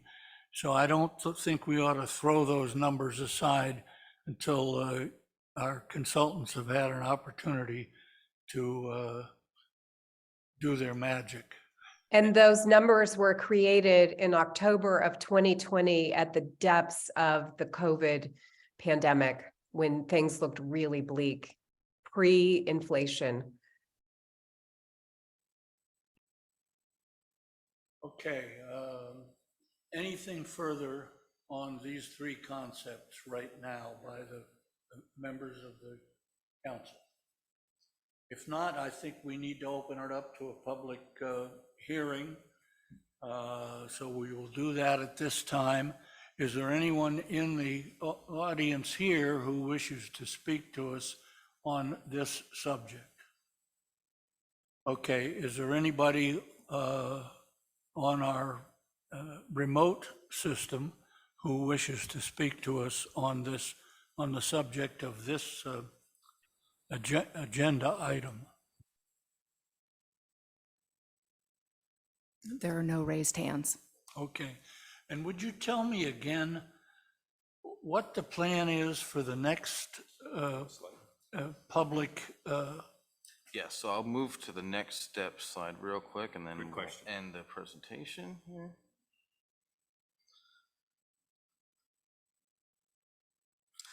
So we have a few next steps we'd like to highlight. The public outreach event, we are planning on holding the 27th of February at the Ross School, which is a Monday at 6 p.m. And we will be sending out mailers very shortly to the town residents as a save the date and kind of a little bit more information about this public outreach event. After public outreach, we'll refine concepts based on input received as well as any input received from the council. After that point, we're going to define project costs in detail. So we'll have costs aligned with each one of the options. And after the costs are defined, we should have enough information to present to you a refined plan, at which point we will allow you to select an option for production of the master plan report. And we're hoping that you'd be able to select an option around May, which would give us a couple of months to document everything, finalize the report, tighten up the graphics, and hopefully have the council be able to adopt that plan midsummer. Excuse me, Krista has a comment, please. Thank you, Cindy. So I know I want to follow up on Councilmember McMillan's comment about concept 3. So one of the things we wanted to, we really wanted to make sure that we went to the council before we took these to the public. We wanted to make sure that you were comfortable with what we would be putting out there and having them comment on. So if, I heard quite a few comments from the council this evening about your, about concept 3.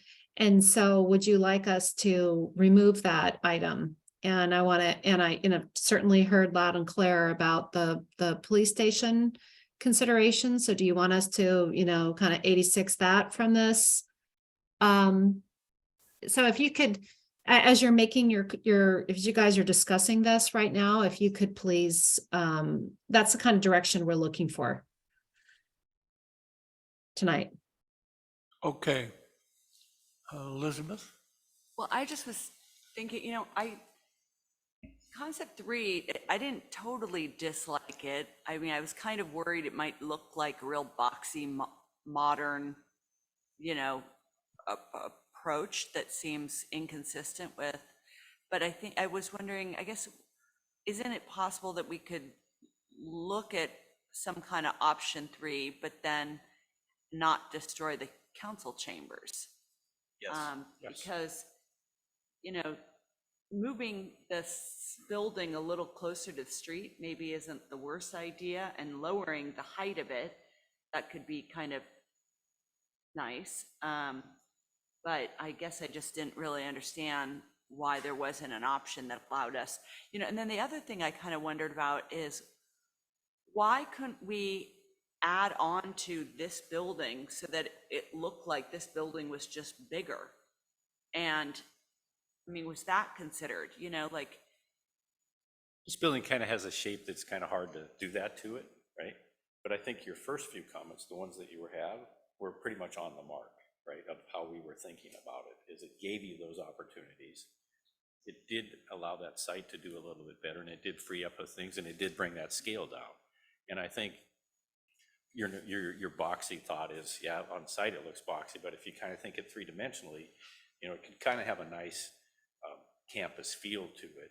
And with the facade, it was, in my mind, it's very, very nice, that option 3.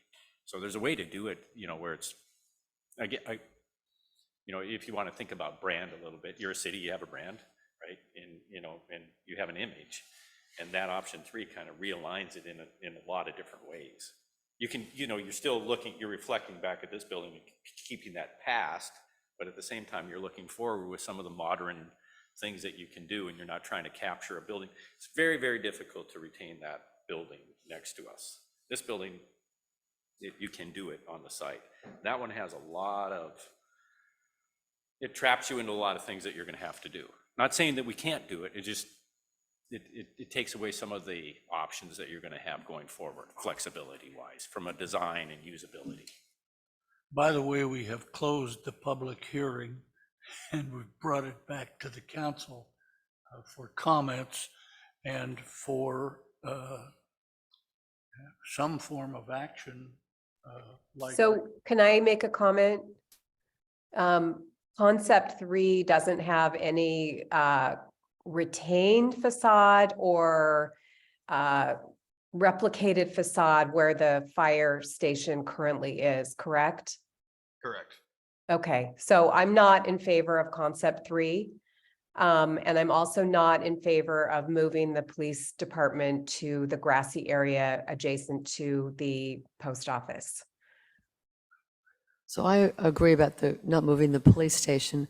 I guess I wouldn't mind looking a little more at option 3, though I don't think I'm going to be in favor of it. But we've only just seen it. We didn't have any plans before the meeting. We haven't. I mean, we saw it a half hour ago, and we're supposed to say yes or no when we haven't even seen it. I mean, I wonder if there would be, better drawings so we could really get a sense of what it's supposed to look like. I mean, a courtyard and some beautiful spaces might make it very pretty if indeed the drawings showed that the architecture is very similar. I mean, I'm not sure I really want to tear this building down, but I feel like it's a little premature to say we won't even consider option 3 because we don't even know option 3. I mean, we've seen just this, briefest sketch of it. So I would keep it on, but not at the top of my list. I think the price is going to kill option 3. Well, and am I correct? You guys are site planners. I understand you have architects as Oh, no. I'm a but we're, bona fide, I've done 600 buildings and fully, yeah.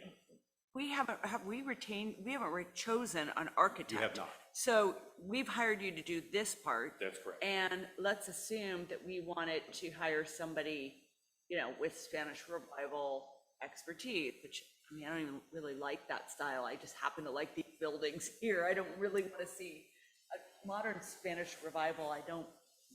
Always looks a little cheap to me, but I'm just like, we can't really, I don't know if it's wise for us to hire these guys to draw designs that some next architect is going to be like, well, I don't like that. I'm going to do something different, I see your dilemma of what you're saying, but I'm just wondering, how do we get over that? Because, maybe it's when we go out and we hire an architect, we make sure that we like all their stuff, so we have some confidence. I have seen kind of cool to have an older building next to modern ones.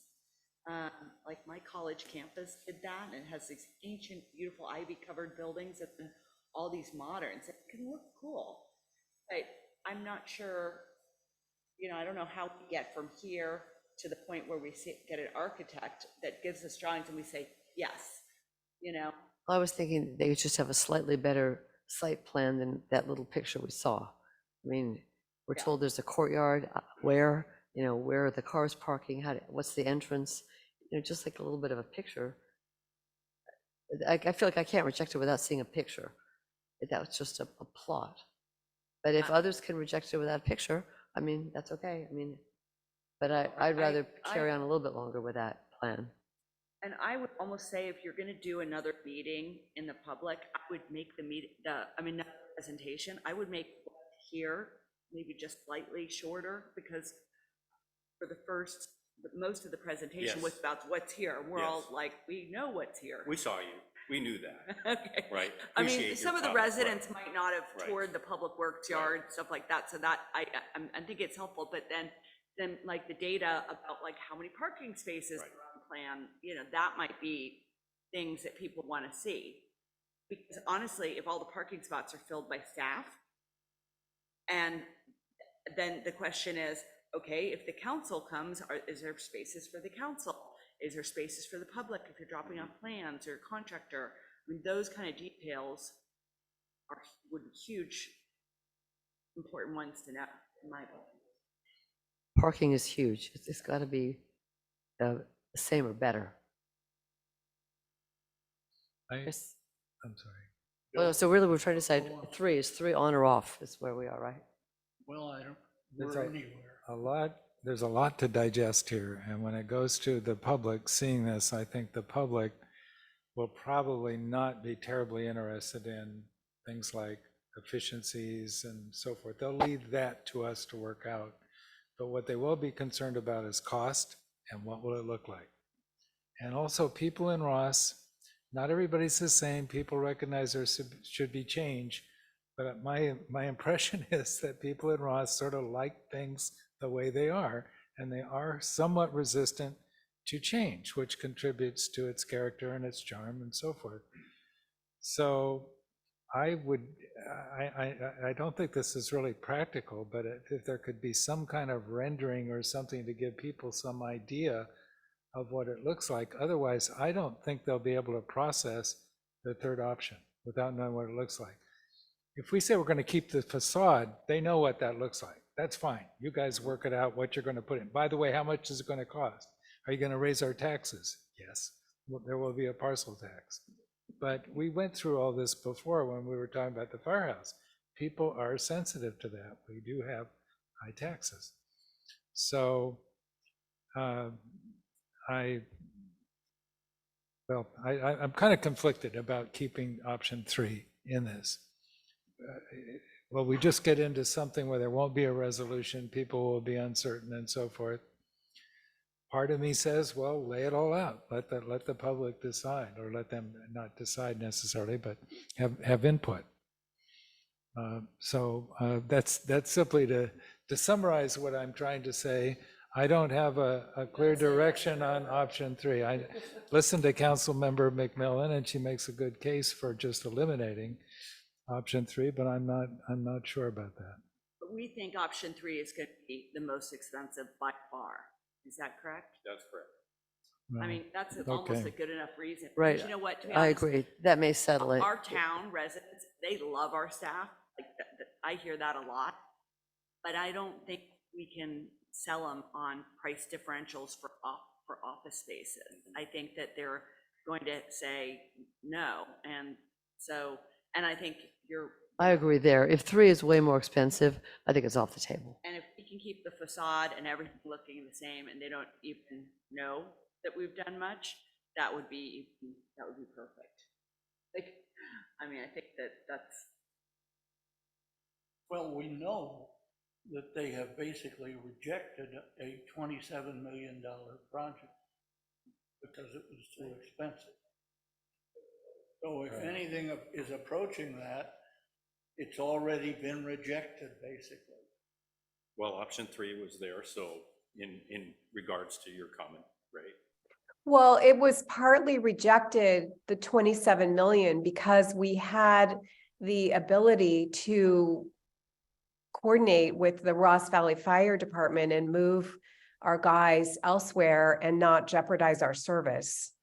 So, you know, the additional $14 million delta was more of an emotional thing. Do you want to keep the fire station in Ross for $14 million when it's really not needed? When our fire chief says it's really not needed? That's a really tough sell.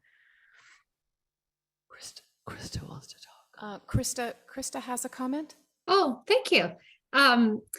I just wanted to, an option you have too is, we're trying to move this, along, but if another option is to delay the public outreach meeting and further ask our consultant team to further look at concept 3, taking into consideration these very initial comments the council has made tonight, and bringing it back to council again, so that you're really comfortable with what eventually and whether it's having some other kind of rendering or visual display that you think would be a little, you're the one, the public better than we do. So that is an option, we can slow this down a little bit and bring it back to council again. So just wanted to throw that out there. We don't, this is a really important decision. We don't want to rush you, and we didn't put these in the agenda packet because it was really necessary. I thought it was really necessary for our consultant team to be able to explain it to you instead of getting it just really abruptly just put in the council agenda packet. So that's why you didn't receive it in advance. And this is meant to be the beginning of the conversation with the council, and to allow you lots of opportunity to provide your feedback and before you have to make your decision. Well, I agree. I was a little surprised at what I thought was the shortness of the time frame that you were outlining. Just because I think it's such an important decision for the town of Ross. Are there are there problems if we stretch out the timeline? None. And if you want us to come back and, to your point, to present a vision of 3, we can do that. If that's something you still want to explore, or you can take it off the table, it's, your option. And I don't even know that you need to decide that right now. You guys could mull that about. Well, what will if we go that route, what's our next meeting going to be? Well, we'd come in with that option. A public meeting? I think it would be a similar to this, where we present that option again in this form. How quickly can you do it? I don't want to rush it, because because it's a big deal, and I want to have a time, we haven't looked at it to go, okay, well, this is the vision of it. This will take a few weeks. It'll take a month. It probably need to go to the April 11th meeting. I don't think they'd be able to make it unless you guys don't have any other clients except for us at the March 9th meeting. And in the bigger picture is moving this entire project, this planning project along. Some things to consider is, of course, the goal of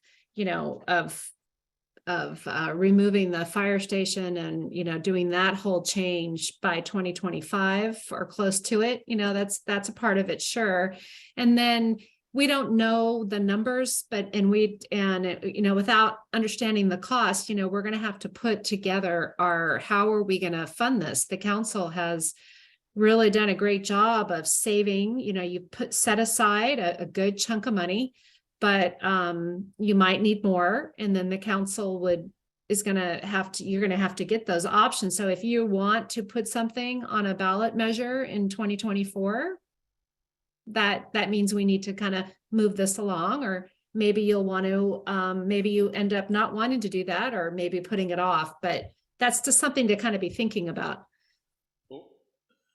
Would those on the council who mildly or strongly oppose option 3 agree to having our consultants present a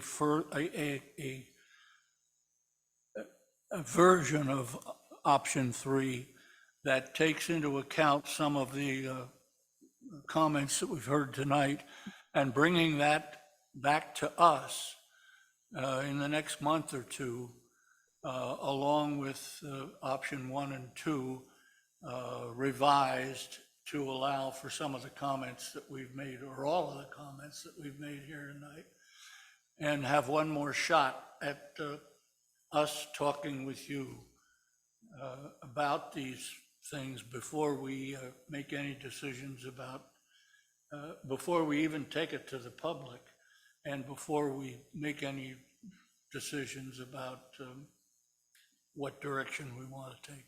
Would everybody be okay with that? Julie? Well, can we ask, what is the expense associated with that? With what? With having another meeting and having I mean, is that within your scope of work, or would that be additional work, or? We'll just move to, we're good. No more money. Okay, how's that? We'll work it out. That's in the minutes. We'll reset the table. Okay, we'll reset the table, and it'll be fine, right? I'm fine with I'm fine if other council members need more information to realize that concept 3 is a non-starter with our public. Okay, is everybody else okay with that, with going that route? All right, you have direction. Thank you. Thank you. And Thank you. Thank you for your efforts thus far. They've been considerable Thank you. and very helpful. Thank you. Okay, so we'll move on to the next item, which is number 12. We will receive a presentation regarding the Ross Valley Fire Department future governance options, discuss and provide direction to staff and to the town's representative on the RVFD board as needed. Chief Weber, are you starting this one? Thank you, Mr. Mayor. I'm just going to start off with just a couple of initial notes. Yes, it should be open up there. You guys can see it. And we might need to give the chief and our consultants in just a minute to set up the PowerPoint. Are we taking a She said break? it's already open. Yeah. Share screen. It looks like we're taking a break. Okay, Mr. Mayor, would you like to take a brief break? Is that what you want me to do? I'll just get out of here. Yeah, sorry. Were you talking to me? Yes, sir. Would you like to take a brief break? Well, we're sort of discussing that right now. Okay, Let's take 10. okay. All right. Some people want 5, so let's make it 7.5. Okay.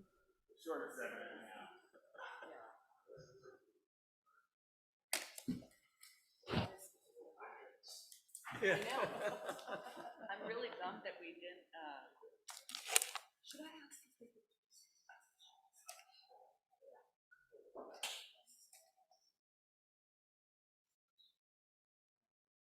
What do we turn on?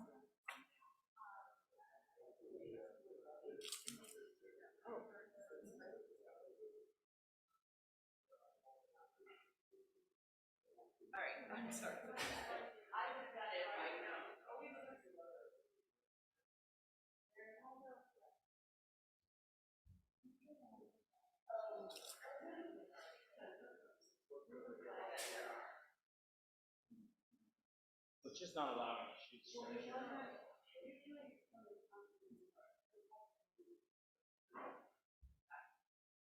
We might need the full pen. I'm so sorry. Oh, no, all good. Sorry. It was good to hear that. Oh, yeah.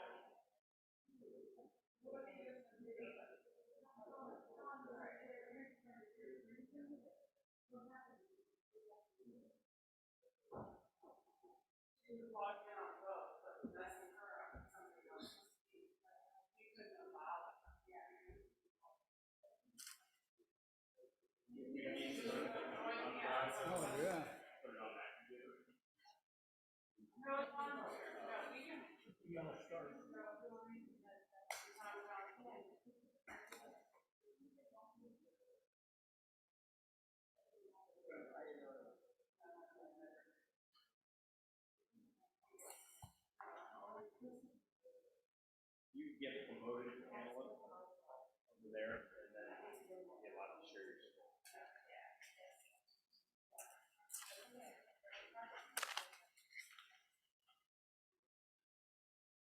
Oh, geez.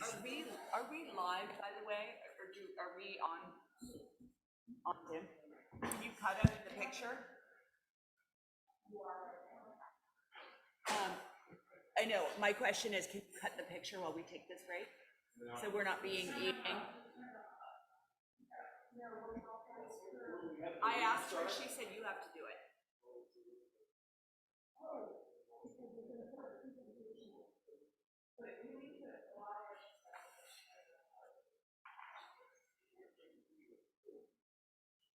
So on your computer, you promote this position.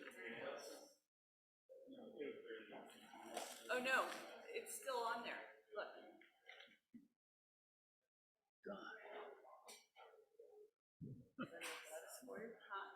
Jeez, It is the year of the. I'm not a, is it?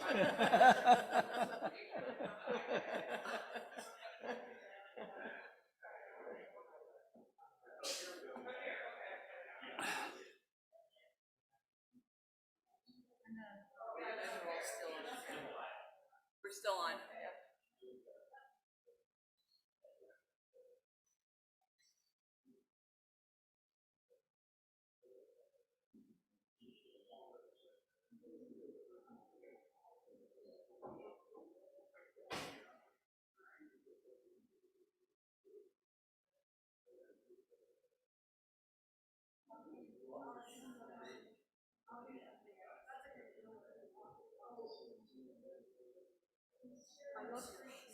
Oh, thank you, you're so cute.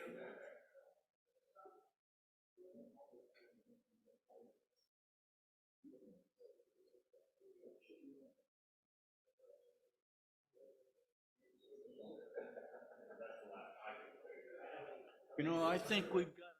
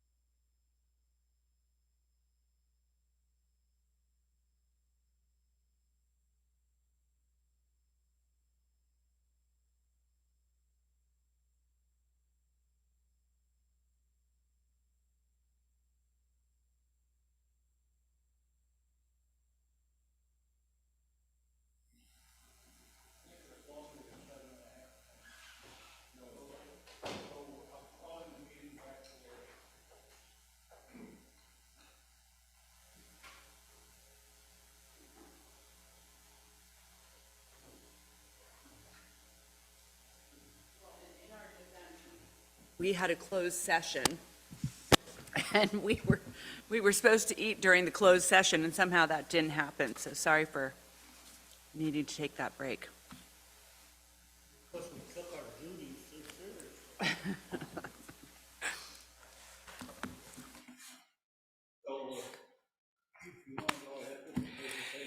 Yes, sir. Thank you, Mr. Mayor. And I assume the green light on here is, the mic is on, not red. Okay.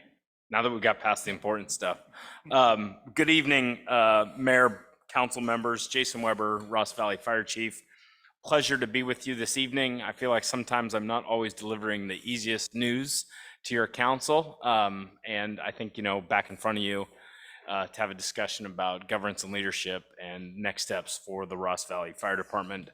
I think I also owe your council an explanation of, why are we at these crossroads, from the county fire perspective and continuing the contract that exists now. Just this year alone, I think we are looking at a 30% growth in Marin County Fire Department, and we're taking on the Office of Emergency Management, and with some clear direction on expanding the services that are there. Fire dispatch across the entire county. So that's been broken up into 2 centers. We're bringing that into 1 center for dispatching all the fire agencies, including Ross Valley Fire. And then our fire crew program with the work we do at the state is expanded to around 70 people. It's kind of like a small department in itself. So those items have added to the workflow, and we had to take a look and say, what could we continue to do well? I think that coupled with the fact that the agreement was there, but it wasn't really a long-term solution for leadership and governance for Ross Valley Fire. And I think that's something that the organization, and especially all the members, are really craving is, what is that long-term solution for leadership and governance? And when we did in 2018, when this was proposed, the fire board looked at 2 options at the time simultaneously. One was selection of a standalone fire chief, which had been kind of the history of the department. And the second was a shared services agreement. And there was some discussions whether, Kentfield and County Fire were going to put in proposals. Ultimately, it was County Fire that put in a proposal for a 5-year term to manage the organization. And I think the thought was, with that process, does that lead to something more than just this shared services relationship? And I think, just with time, some of the things that occurred in that 5 years are pretty significant. First was the creation of the Marin Wildfire Prevention Authority, and that added a considerable amount of workload from a project planning perspective and such. The other piece during that time, Station 18 discussions, which were quite robust and pretty significant for the organization. Can't forget COVID-19, the facilities discussions, and it wasn't just Station 18. We have similar conditions we're trying to mitigate with Station 21 in Fairfax and Station 20 in Sleepy Hollow. And then now talking about the future leadership and governance piece. So it's been a busy 5 years. There's been a lot of big organizational things, and I think that this is probably another one of those big steps for Ross Valley Fire. So with that, we gave the leadership team notice early 2022. The board officially, probably last spring, went out to an RFP for a consulting firm to come in and look at leadership and governance options, and we'll talk about the difference between those 2 tonight. Jim and Adam will. And ultimately, what is that path forward? And so the direction we had from the board after Jim and Adam had done their initial work was, let's go meet with the councils, make sure that all the council members have the same information in front of them. Obviously, your fire board members will take the policy level action with the fire board at a future meeting. But this is really an opportunity to explain the report, answer any questions that all the council members may have, give your community a chance to hear what's happening, and then get any input from them. So with that said, I think what you're going to hear tonight is what we asked the consulting firm to look at. And neither of these gentlemen need much introduction here in this county. Adam previously served as a city manager, Jim as a fire chief. Both of them worked together on one fire agency merger in the south end of the county, and were involved in others. So they have quite a bit of experience in this arena. But really what we did ask in that RFP was for a high-level overview of all of the options associated with leadership and governance. And by virtue of the work that they did, either meeting with council members through this process or discussing with allied agencies, that's been narrowed down because either there isn't interest or an ability for an agency to provide a certain level of service. So it was eliminated by the fact that Santa Fe Fire couldn't do something with a shared model. What they'll discuss tonight reflects feedback they've gotten both from the fire board, but also council members or other stakeholders. This really is a narrow discussion related to leadership and governance. And I think as you'll hear tonight, we're really focusing on the leadership piece. When we talk about governance, we talk about, a district, a JPA, those kind of things. Those take many years to come together typically. They involve LAFCO, they involve changes in the governance piece, which is complicated. Right now, you're a member, one of 4 members of a joint powers authority, and you'll hear about that structure from a governance perspective as well. And I said that this has been narrowed by default in many cases, not necessarily by policy direction, and I think that'll be clear tonight that, we think there's 2 leadership options really that are left in front of us, and that's a standalone fire chief or a shared services model. And when we say the shared services model, really the only other player that's expressed an interest in discussing that further and getting into detail is Central Marin Fire. What we're going to ask is that from the board at the March meeting is give us direction and preferably one option to go get the detail that I think everybody's craving and wants in order to make a decision. Because as I mentioned before, this is a high-level report. So it's looking at 6 different leadership options and governance options, but we're going to narrow that down. And I think all of you do a very good job in your positions. You want more detail before you make a decision. And I think you're going to find that there isn't as much detail with either one, because we have to go negotiate that deal. In some circumstances, we have to meet and confer. We're obligated to meet and confer with our labor group that's impacted by the decision. So what we'll be asking the fire board to do is provide direction to staff, us to go negotiate in some cases, but really refine and get much more detail on specifics with preferably one of the 2 options. And I say preferably one of the 2 options because I think when we ran it in tandem last time, let's look at a shared services model and look at a standalone fire chief. I think that scares away some of your people that may be looking at the standalone fire chief if it's running in parallel, either because that wouldn't be chosen or they don't want to publicly test for a position, not sure whether it's going to happen or not. They may take that leap of faith if it's the only option. But those are really kind of the 2 things that are left in front of us from a leadership perspective.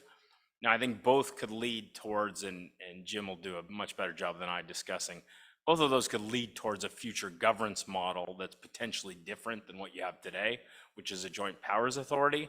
But again, that takes a lot of time. So with that said, I've already probably spoken more than I should have and covered some of Jim's stuff, but we're here tonight really to have a conversation with you, provide the information we have, answer any questions, and then we'll be back with the fire board. We've met with San Anselmo Council last week and may be revisiting them on the 28th, and then we're at Fairfax on the 15th of February, and then back March 9th, I think it is, with the fire board, or March 8th. So with that, I'll turn it over. All right, thank you very much. Good evening, Mr. Mayor, council members. I'm Jim Irving. I think we've met all of you in previous sessions. This is my partner, Adam Politzer. Together we are LMS, Local Motion Solutions. Jason covered almost everything, which was really good. But as he said, we'll go into it a little deeper. This is also a brief version. If we did a full report and a full presentation to the fire board, if you want to see that full presentation, read that report, it is on the Ross Valley Fire Department website. So you can take a look at that if you desire more information than we provide to you tonight. As Jason mentioned, we interviewed each council member of Fairfax, San Anselmo, Ross, as well as the board members of Sleepy Hollow Fire Protection District. We interviewed fire management staff, Marin County Fire, Ross Valley Fire, Kentfield Fire, Central Marin Fire, and San Rafael Fire. And then we interviewed with the local Ross Valley Firefighters Association, as well as the Marin County Professional Firefighters. And then we also discussed with Jason Freed at LAFCO. So we reached out to a lot of people and had a lot of discussions about what people want and what people think is possible. As Jason mentioned, not all of those were incredibly positive. There were some things that we take off the table because people just weren't interested. Don't touch that. So to bring it down, when we were first asked to look at this, we were asked to look at 6 different options. And so we sort of brought it down to 2 different decisions that need to be made. The first decision is governance. How do you fund this? How is it managed politically? And within those you have either independent district, a dependent district, a joint powers authority with the current agencies you have in your joint powers authority, or a joint powers authority with additional agencies. The second question is leadership and management, and that is, how do you actually manage and lead the organization? And with that, you have potentially a contract for service, which we actually found no one was interested in. A joint powers agreement, so a shared services agreement, joint powers authority, either with additional agencies or the current agencies, and then a standalone fire agency. So basically staying with what you have, but going back to hiring your own fire chief and management staff.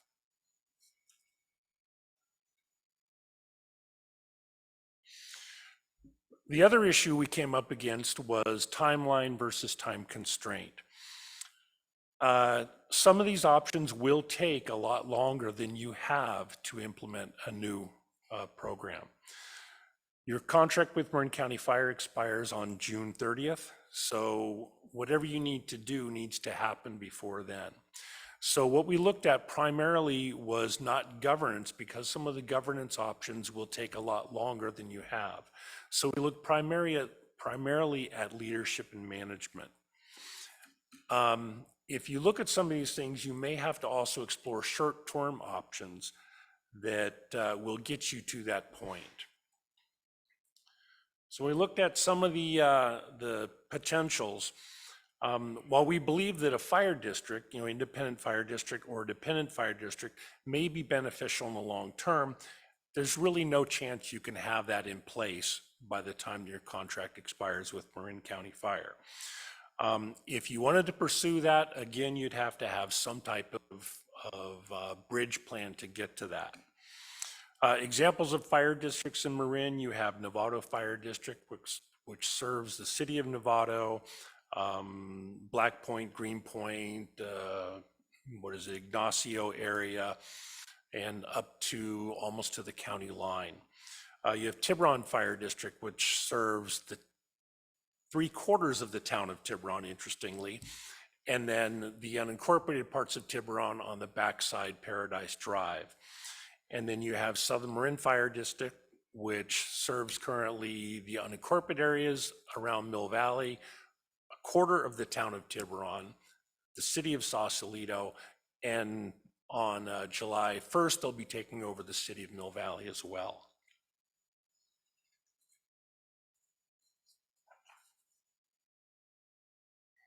Joint powers agreement. Joint powers agreements are really good for sharing limited services or functions between organizations, and they're good as a bridge to get to something else. They're not necessarily good as a permanent replacement for having something else, though. Typically, they would be good for sharing a specific resource. Some examples are San Rafael and Marinwood. For example, San Rafael provides battalion chief coverage to Marinwood Fire Department. Marinwood Fire Department in turn provides first in response to areas of San Rafael that they are closer to than the San Rafael units are. In addition, San Rafael also provides a fire chief to Marinwood, but they do that with a paid agreement in addition to their joint powers agreement. Mill Valley and Southern Marin, they are currently in a joint powers agreement running a single fire department, but they're doing that as a bridge to get to a full annexation of the city of Mill Valley into the Southern Marin Fire Protection District.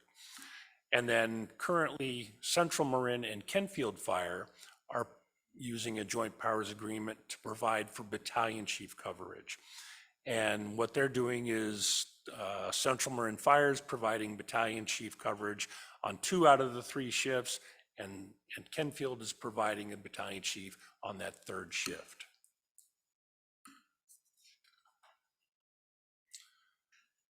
Some of the pros of a joint powers agreement is they're flexible, they're easy to form, they're good for sharing limited services or a bridge to get to a permanent agreement. Any type of government agency can participate in a JPA, so you can mix services from cities, towns, the county, fire districts, or joint powers authorities. So you can mix all kinds of different services. You don't have to create a single agency that does that. Member agencies can negotiate their level of commitment. It allows the agencies to basically trade services like we talked about with Central Marin and Kenfield trading battalion chiefs back and forth. And it's up to the agencies to determine what their level is, participation is, and what's fair and equitable between them. And then, as I mentioned, sometimes it may be used to cover an imbalance of services, for example, the San Rafael Marinwood example. And then they can be canceled without significant unwinding because the individuals still work for their own agencies. There's also some cons, and that is that there's not a single governing board over the service. So you might have a city and a district in a JPA, but you don't have a single agency overseeing that. And so that can lead to misunderstandings between what you're trying to do, specific to mission statement, what your goals and objectives are. Each agency is still maintaining its own budget, employees, and policies. Because the agencies are separate, it may lead to misunderstandings about chain of authority, priorities, allegiances, and the mission of the organization. And it can also lead to problems with employee discipline, who works for which agency.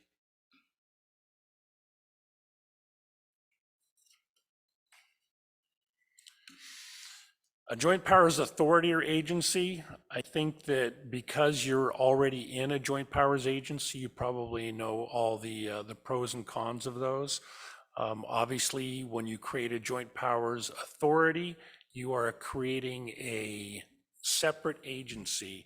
Even though you're a part of that agency, it is a separate agency legally. Obviously, examples of joint powers authorities would be Ross Valley Fire, Central Marin Fire, and Central Marin Police.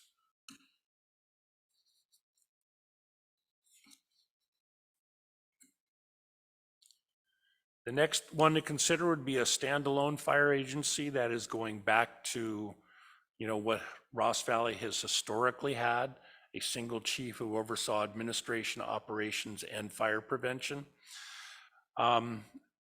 Since you last had a standalone fire chief that did a good job, the fire service has become more complex. You know, not only are you doing fire response, you're providing EMS and paramedic service, hazardous materials response, fire prevention, wildland hazard mitigation, disaster preparedness, code enforcement, personnel management, budgeting, visioning, mentorship, and career development. So there's a lot of stuff on a fire chief these days. Having a single fire chief to run a fire department is really not a good idea these days because there's so much to do. Can a single fire chief do that? Maybe. You know, you're looking for kind of the unicorn when you go out to hire, and you're not always going to find that person. You know, so it's sort of a pig in a poke, so to speak, as to what you're going to get. Modern fire agencies of Ross Valley size currently have separate managers assigned to manage administration, operations, and fire prevention. So if you were to choose to go to a standalone agency, it's likely you wouldn't just hire a fire chief. You would likely have to hire a fire chief, a deputy chief, and likely a fire marshal.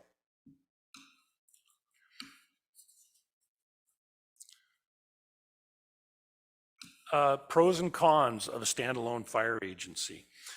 You do maintain local control. The Ross Valley Department would be the chief's sole focus, so they would focus only on Ross Valley Fire. And it's simple and it maintains the status quo. Some of the cons, it will likely increase cost. A small pool of candidates internally, and hiring from the outside can bring unknown quantities. It duplicates services of adjacent agencies.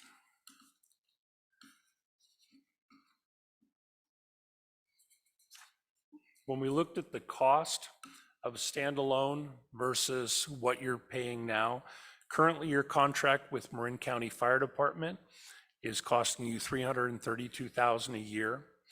When we looked at the costs for a projected standalone fire department, your fire chief would be $349,000, deputy chief $318,000, fire marshal $276,000 for a total of $944,000. That leaves you over a $600,000 increase. Do you have to do this? Maybe, maybe not. But if you were to stay with what most fire agencies are doing these days, this is going to be the cost you're looking at.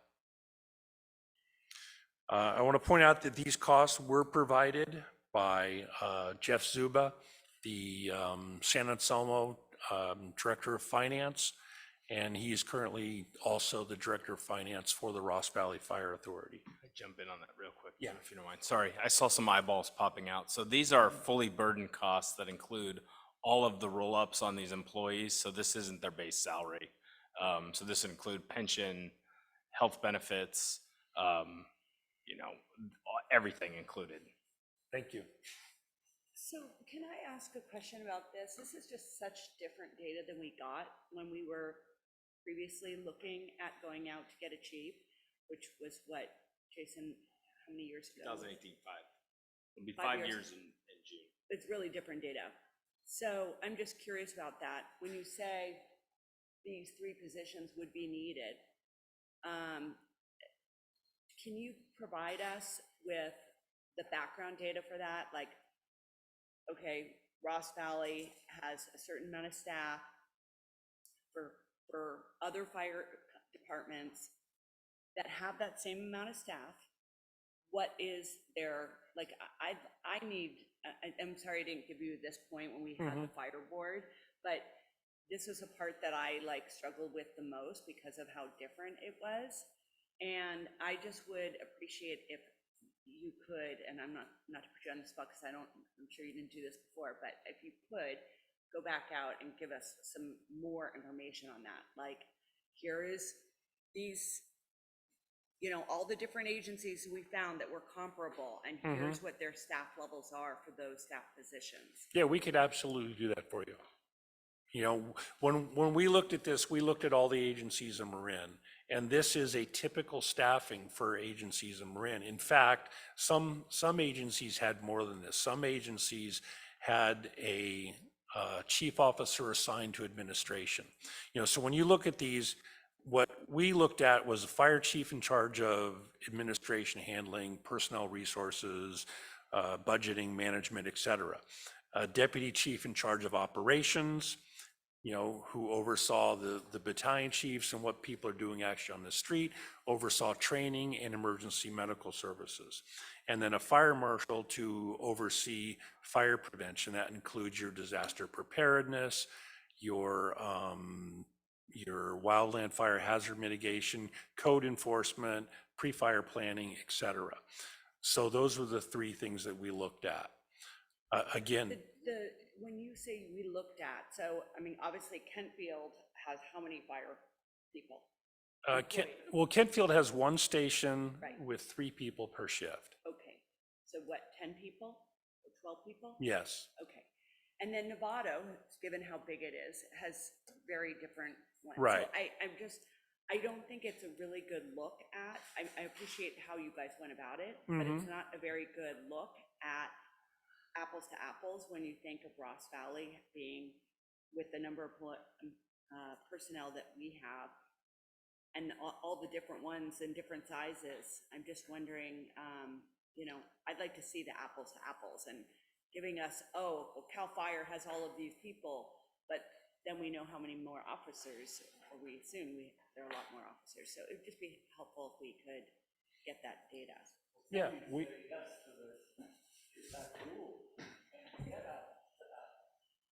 well, we can certainly look at, I can tell you very clearly that, Southern Marin Fire has 5 stations, what their staffing is. I can tell you what Central Marin Fire is. They have 4 stations, what their staffing is. Novato, San Rafael, et cetera. There are departments that have less.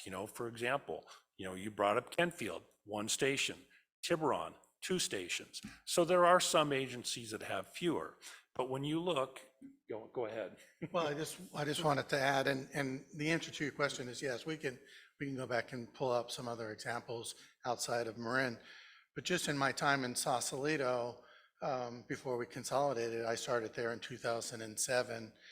We had 15 people in the department, 15 firefighters. We had a chief, we had a deputy chief, and we had a fire marshal.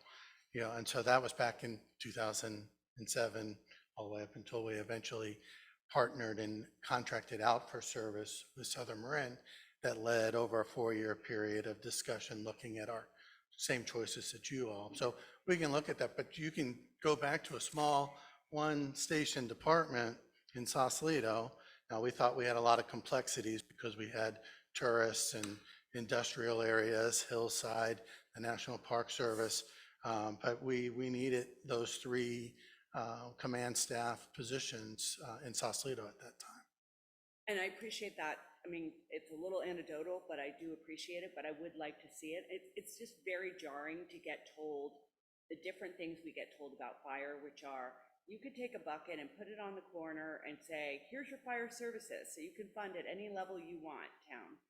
And then get told, we absolutely will have to spend this. And the data that we've been given, I was following it when we decided to join Ross Valley because I was about to go on the council. And all of that data and those predictions were wrong, every single one of them. The data that was given when we decided to join and have Chief Weber was, it's going to be this great efficiency. That's not what Chief Weber has found. And we certainly didn't realize cost savings. So it's like the predictions, the information is not great. And, I would say Ross is on the brink of getting less fire services, with the closing of our station for more money. And that's what we're experiencing here, or I think a lot of residents would feel that way. But anyway, so I feel like I need more data to be able to understand those numbers and agree that they are appropriate numbers. Okay. If we could get that from you, that would be really helpful. Yeah, we can do that. You know, and again, as I said in the beginning, this is what we believe is a good model for the fire service. You know, if Ross Valley chooses to do something different, that is the decision of the Ross Valley Fire Board. You know, so, but if you look around, this is the model that almost every other fire agency around you is using. But we will provide more information on that. That would be helpful. I understand that one of the other communities was kind of asking for a lot of. Well, I think what we heard from San Anselmo, and part of it is trying to be clear on what we're asking from the councils for feedback. And I think what Chief Weber provided today was a little bit more background of why we're here, because this really is a high-level look. And so I think what Vice Mayor Burke was asking for specifically is, well, I need more detailed financial information. You know, I need to understand the structure a little bit differently if we looked at a joint powers agreement with Central Marin. And what Jim and I are trying to say is that that's kind of the next step. You know, what do you want more information on in terms of narrowing this down to right now where we think you are in these kind of two areas because of the short time between now and the end of the fiscal year and the contract. But that's kind of the next step. Here's high level. This is a model. You'll see some slides that are coming up here in a moment about the joint powers agreement and a model of that. But that even that's negotiated, you know, so you're going to negotiate what can we afford, what level of service. I smiled when Mayor Pro Tem Breckus talked about the old days. One of my best friends was Public Works Director Jonathan Goldman. Donna and Jonathan Goldman lived here in Ross for years, raised their families. And Jonathan was a volunteer firefighter for the town of Ross. So, you know, that you know, and he had his turnout and all that in the back of his clothes. And when he went up to St. Helena to work for there, he was a volunteer firefighter up there. So there's a whole level of fire service you can consider.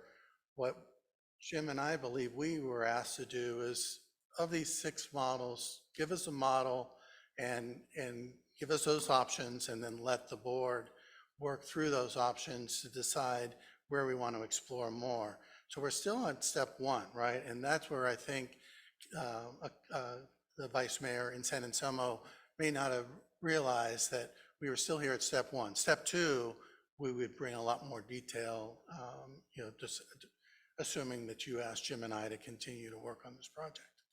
Well, and the fire marshal, and maybe I need to punt this to our town manager, but you're proposing, there's 2 different ways that we have talked about that in the past. And I feel like one is a more expensive option than what we currently have. Or Chrissy, can you remind me what we were talking about the other day that we were asking about that position?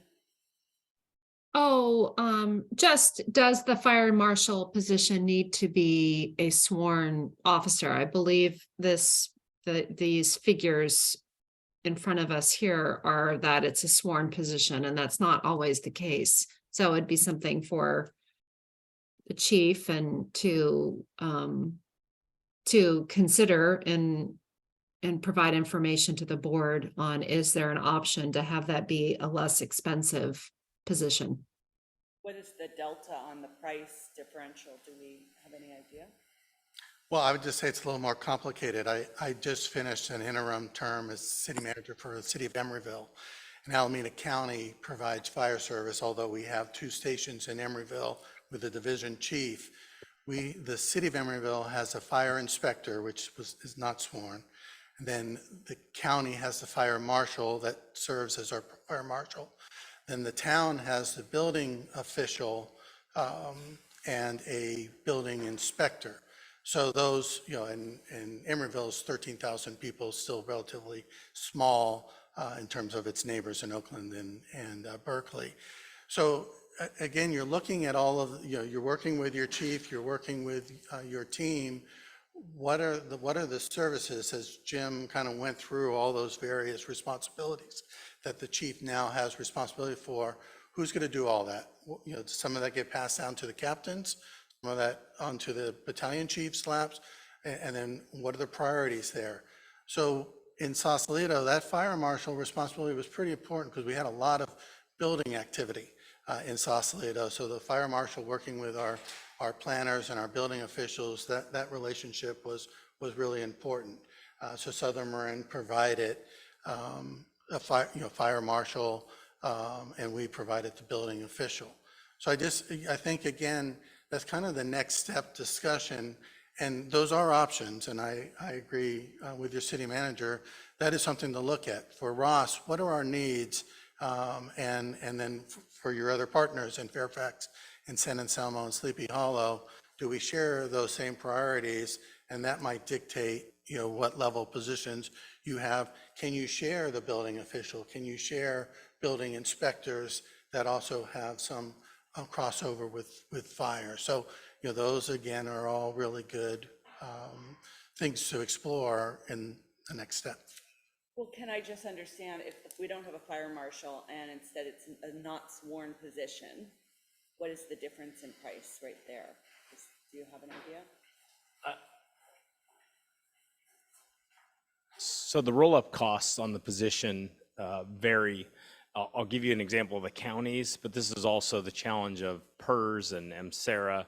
Our miscellaneous employees are costed 50, their base salary at 50 plus 50%. Safety is base salary plus 70%. Some municipalities for safety positions are as high as 100%. And then it's just about weighing the trade-offs. And some of it has to do with fire investigations and the duties that they carry out, or whether those can be contracted.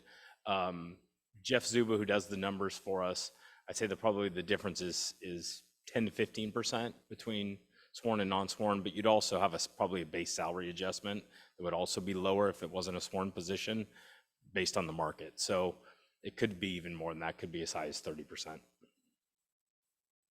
Yeah, I would say that, there are some benefits to having a safety as a fire marshal. Number one, he is your fire marshal. Otherwise, if he is not truly the fire marshal, then your fire chief has to play that role of fire marshal. So that means you have to hire a fire chief who has a good background in fire prevention. So that limits the candidate pool of who you can hire. As Chief Weber mentioned, there's also the issue with investigations, is that to be involved in investigations, you need to be a safety officer. If you're not safety, then you can run afoul of OSHA, and also you may run afoul of CalPERS if you're providing somebody into investigations who is not a qualified safety officer. So there's just things to consider.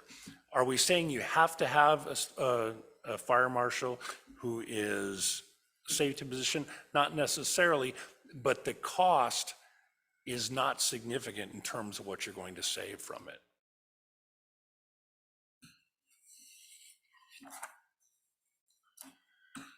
And again, all that, this is a high level cost. Can this be cheaper if you really want it to be? Yeah, somewhat, but it's roughly what it's going to cost you. You may be able to save a little bit off of that.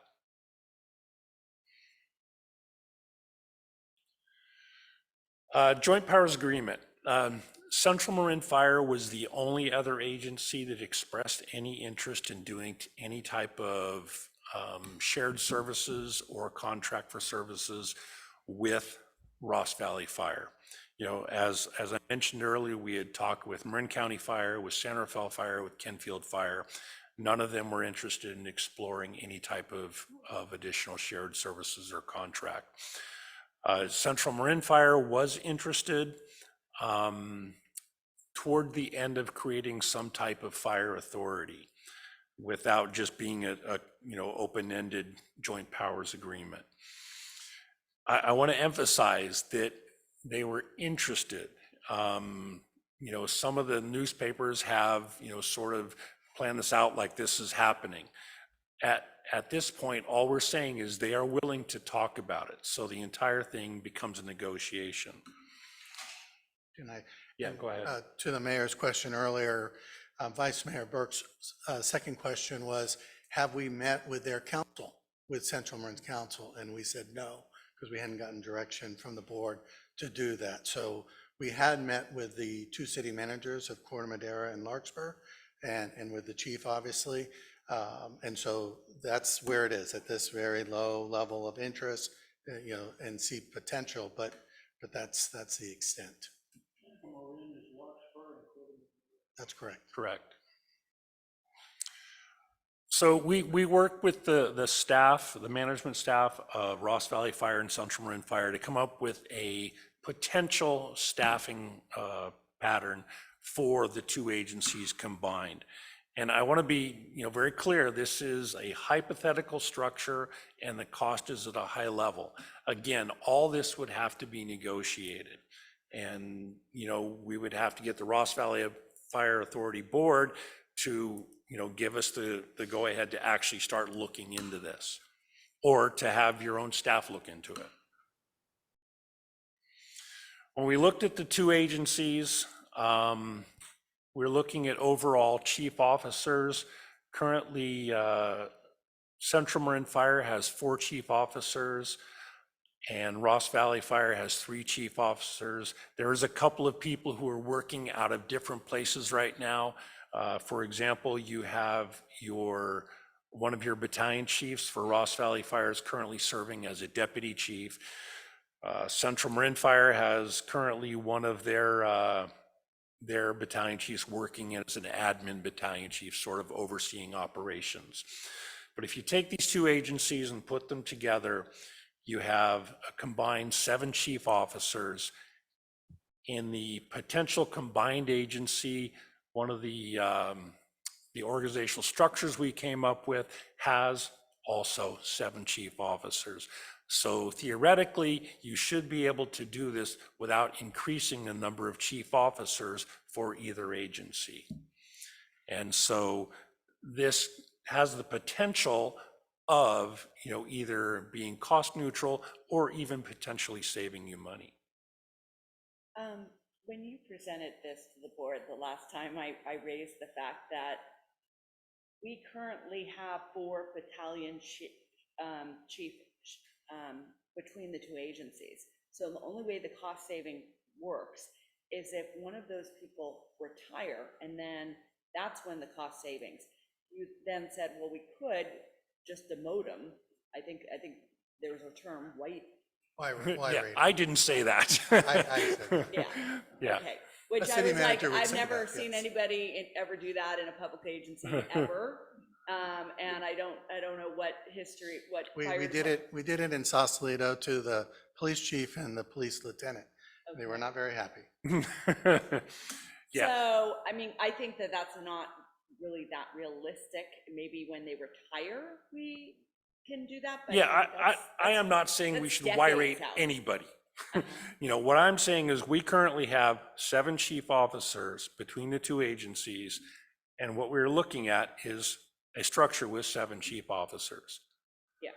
So, but I guess I wanted to explain to the council, this theoretically, we could have a savings is theoretically, assuming fire doesn't get more involved and need extra bodies, and, a couple decades from now when people retire, because the immediate mergers would mean that we would have the 4 battalion chiefs when maybe there's an idea that we need 3. Well, if I can explain, we currently have 4 battalion chiefs. However, we're looking at, let me just actually move to the next slide here. What we're looking at is reassigning those people. So they'd all still be chief officers, but we'd have a fire chief, a deputy chief in charge of operations, 3 battalion chiefs on shift, a battalion chief in charge of training, and potentially a battalion chief in charge of EMS. And that gets a little more complicated. It has to do more with the Ross Valley the Ross Valley Paramedic Authority and how we work that. And so that's a little complicated and too much to talk about tonight.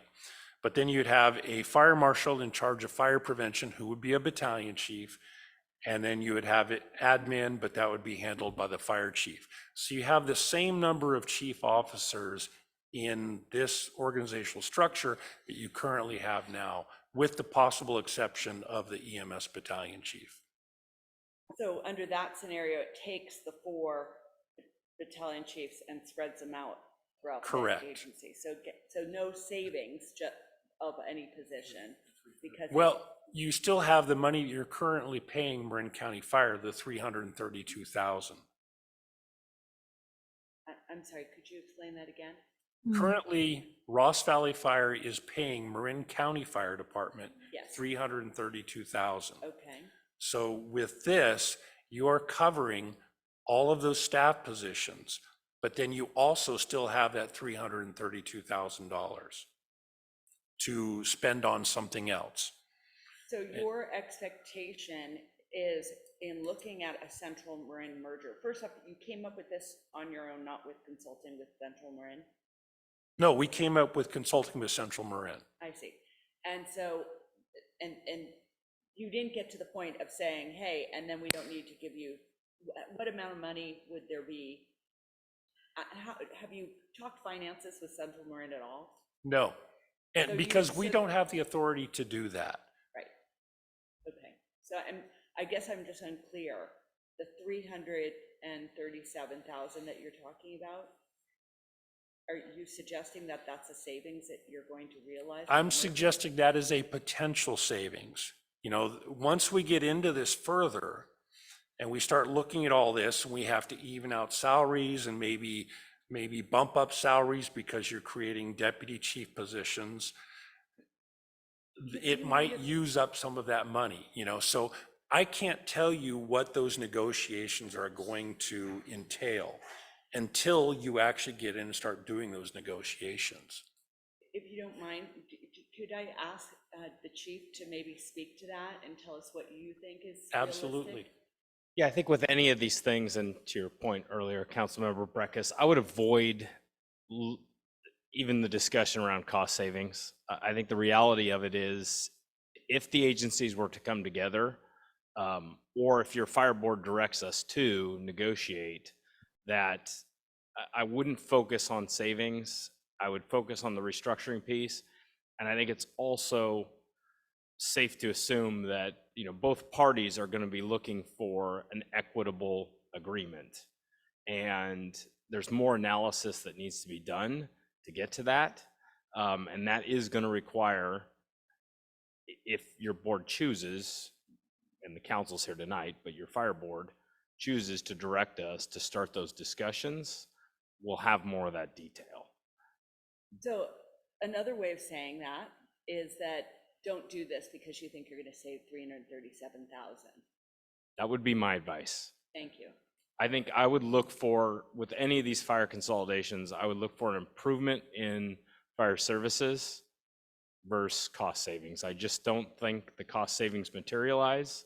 And when you're looking at, you know, a combined $20 million budget, $300,000 is not a big chunk of that. But my recommendation would be to focus on how do you improve services, and is there an improvement?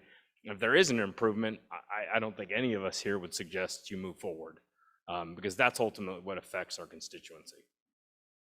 If I may, I think what we're trying to show in both the standalone model and in this model is all of those positions, you know, that were outlined in a standalone. And we're saying with some level of confidence that it's going to be in the neighborhood of cost neutral, maybe slightly more or slightly less, depending on how the negotiations go. But what we are telling you from our experience, the standalone, no matter how you look at that, if you add additional positions, it's going to cost you more. That's going to be the challenge of looking at what's the trade-off between a standalone and having that local and local control, having a focus chief on our department? What's the trade-off in terms of what else we get done? This model here, maybe a little bit more, a little bit less, but it gives you the full array of positions, for your consideration. And to your point, through attrition, if we have too many people through attrition, there is eventually a path to savings.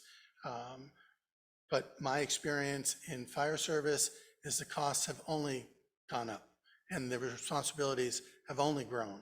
And the workers' comp, insurance, all the other non-departmental costs have only gone up. So that's something that a standalone department not going to be cheaper.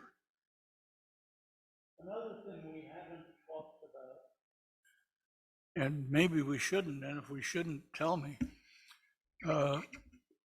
what's the union's position in all this? I don't mean their position, I mean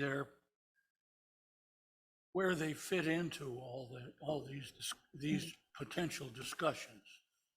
Well, we did sit down with both the Ross Valley firefighters and the Marin County Professional Firefighters Association, and they were generally supportive of it.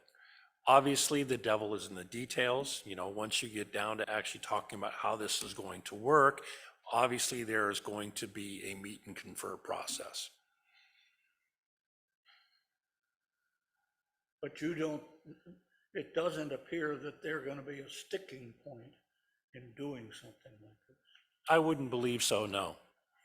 Yeah, but I wouldn't want to speak Right. for them either. I mean, Oscar called me up and talked to me and told me what they think. And I didn't detect anything like that, but I just wanted to make sure that your experience didn't set off a warning. No, the biggest issue you're going to run into down the road is, evening out salaries between Central Marin and, Ross Valley, if that is the way you go. And I think based on going back to the scope, they're looking for a stable work environment, that gives them the ability to do the best that they can for your community. So right now, it's turbulent, it's transition, it's difficult, right? So, their confidence in the board on looking at what's the short-term objective right now to get through this transition, and then what's the best interest in the long term. And as Jim and I shared at the start of this, we think that that's too complicated. So start with the short-term vision. What are we trying to accomplish here in the short term? And then continue the discussion about, do we stay as a JPA, as an authority, or do we explore a district model? And that's not for tonight. So what we're talking about now is just the short-term arrangement. Correct. Figuring that in maybe the years to come, we'll have an opportunity to talk about a long-term arrangement, partially based on the experience that we have with the short-term. Exactly. And that's what other agencies have done. If you look at Sausalito and Southern Marin, we did a JPA, then we did a contract for service, then we did an annexation. With Southern Marin and Mill Valley, we did a JPA, then they did like a full management JPA, and now annexation. Same thing with Central Marin when it was Corte Madera and Larkspur. They entered into a JPA, Joint Powers Agreement, and then entered into a Joint Powers Authority.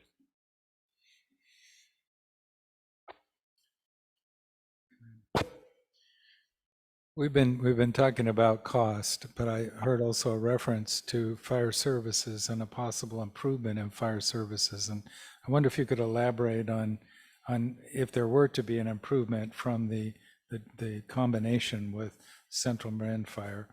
I mean, how would that manifest itself? Well, I think the way it manifests itself is if you look at this up here, you have individuals assigned to specific roles and responsibilities. For example, you have a deputy chief whose sole responsibility is operations. So he can oversee operations, he or she can oversee operations and make sure that the department is conforming to all the current OSHA standards, all the current NFPA, National Fire Protection Association standards, making sure that you're doing all the proper things and the latest, standards of operations. You have a battalion chief in charge of training, making sure that all your people are getting trained appropriately. You have a fire marshal who is overseeing your fire prevention operations. Currently Ross Valley doesn't really have, if you didn't have Marin County Fire Department, you wouldn't have a fire marshal. You currently have, I think, 6 people working in fire prevention, in doing code enforcement, in doing wildland fire mitigation and emergency preparedness, without any true leader in those positions. So the whole point, and one of the things one of the reasons I really support merging fire agencies is to create these positions where you have individuals assigned to specific tasks where they can do those tasks and excel at those tasks, rather than one person trying to be a jack of all trades and a master of none. When we made the decision not to construct a new firehouse and instead to go with just 3 stations for the Ross Valley Authority, one of the discussion points was response times. Would this degrade the response times? And I think the response was yes, but it wouldn't be that significant. Is any of what we're talking about, would it impact response times, or is that more of a neutral factor? No, this is entirely about the management of the fire service, not who's in which stations and where the stations are. But you have, if I understand, I want to make sure I understand this right, and I think I do. It's your belief that this kind of a combination might actually improve the caliber, the quality of the service that you get in some of the, particularly in some of these non-firefighting activities. I believe it will improve your management service, which will improve the training of your personnel, the preparedness of your personnel, your policies, procedures, et cetera, so that people are doing the right thing more often. Had you finished your presentation? No, I think that, I think we were actually towards the end here. Just restating the decisions before the fire board. You're obviously not the fire board, but what the board will have to discuss is, governance and leadership. With that, I'm going to turn it over to Jason. I think Jason wants to follow up on this. Thank you, Mr. Mayor, council members. Thank you again. I think a couple considerations as you move forward. And Elizabeth and I had a chance to connect and talk on this. If you're not looking at something that's longer term, I wouldn't recommend you move forward with something. There are other considerations though with that. So if you don't see an end game with a partner or a standalone fire chief, in my opinion, that really should be something you're looking for, is that long-term piece to provide stability and ultimately move the organization forward for a lot of the different reasons that we've discussed. There was a question about compensation factors between agencies. They're very similar. I would say almost to the point where it's negligible. Looking back at our contract negotiations, salary survey pieces. So I know that was a question that came up. And then I think there was one more that I lost my train of thought here. But I think as you move this forward, the consideration is, it's the fire board directing us to get some of that more detail that I think is going to be important in the discussions. And ultimately, we'll be bringing that back to the fire board for a policy level item and providing, then direction as to which way we go. But what we're hearing when the other council's hearing tonight is the desire to have more of that detail when we make that decision. So the direction the fire board is providing in March is really for us to go do that and bring it back. And if that takes a little longer to do, we want to do it right. And I think it's similar to the process we did with Station 18 is let's not rush to get to an answer, but let's make sure we get you the answers you need to make an informed decision. Can I ask a question? Sure. So one of the things that we talked, and then I think you mentioned it at the outset, but I just want to make sure everybody understands is, we did this the last time before we went with Chief Weber, we interviewed for a fire chief, but we didn't get good candidates. And one of the reasons I think we got good candidates is because everyone knew that we were kind of simultaneously, or we had this other program that we were trying for, so people didn't really apply. And I think one sabotaged the other, and I've heard from other people that that was the case. And I was asking, well, if we do the Explore Central Marin, we're kind of, it's problematic if what we want to do is consider a fire chief, because we're not going to get good applicants if they all hear that we've got this dual process. So I guess I just want to point that out. It may, and some of these processes may take longer than June, and so I was asking at the last fire board meeting, there's interim town managers, there must be interim fire chiefs. I've since, talked to Chief Weber, and he said, yes, it's possible they could extend their contract longer. I've been begging everybody to call Chief Meager, who's our last fire chief, and see if he'd come out, because he did the interim role in between the one chief we had and when we hired Chief Weber. Oh, I remember his name, I just wasn't going to utter it. Anyway, so I mean, that is, that should, I think, also be part of our decision-making is, getting to, giving ourselves enough time to make it. To me, this report just still feels like I don't have enough information. And I would love to hear Chief Meager come and talk to us, because he's the last, when I started, he was the chief, and he was really great.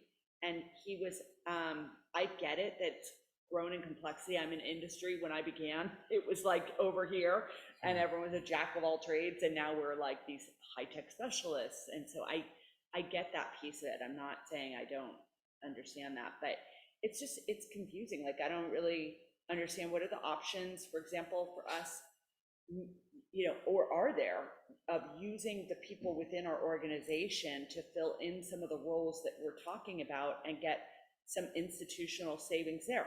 Is that not an option? I mean, I just feel like this is kind of too high level in some ways, at the point of, well, here's some data, I don't really know where it's from, so as a decision maker, I don't trust data I don't understand.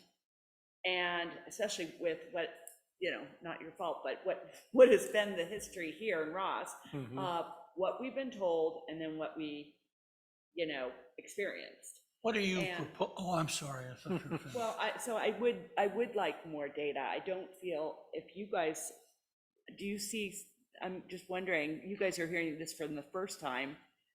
I'm hearing it the second time, but I still don't have enough, feel like it's deep enough to really know what the right direction is. Let me add one more thing to the picture. What do you propose to do next? So I think a couple of things. I did my homework and I followed up with Chief Meager, who's in Hawaii right now. And, I don't think there's an interest other than if there was a desperate need, because he, does cherish the organization and wants to see its success. I caution us to enter into an interim thing to kick the can down the road. We really do have to work towards a solution, even though it's going to be a tough decision. When I say extending the county, I mean 30, 60 days, not, and not indefinitely, but we're not going to leave anybody hanging. We want to make sure that we have processes in place.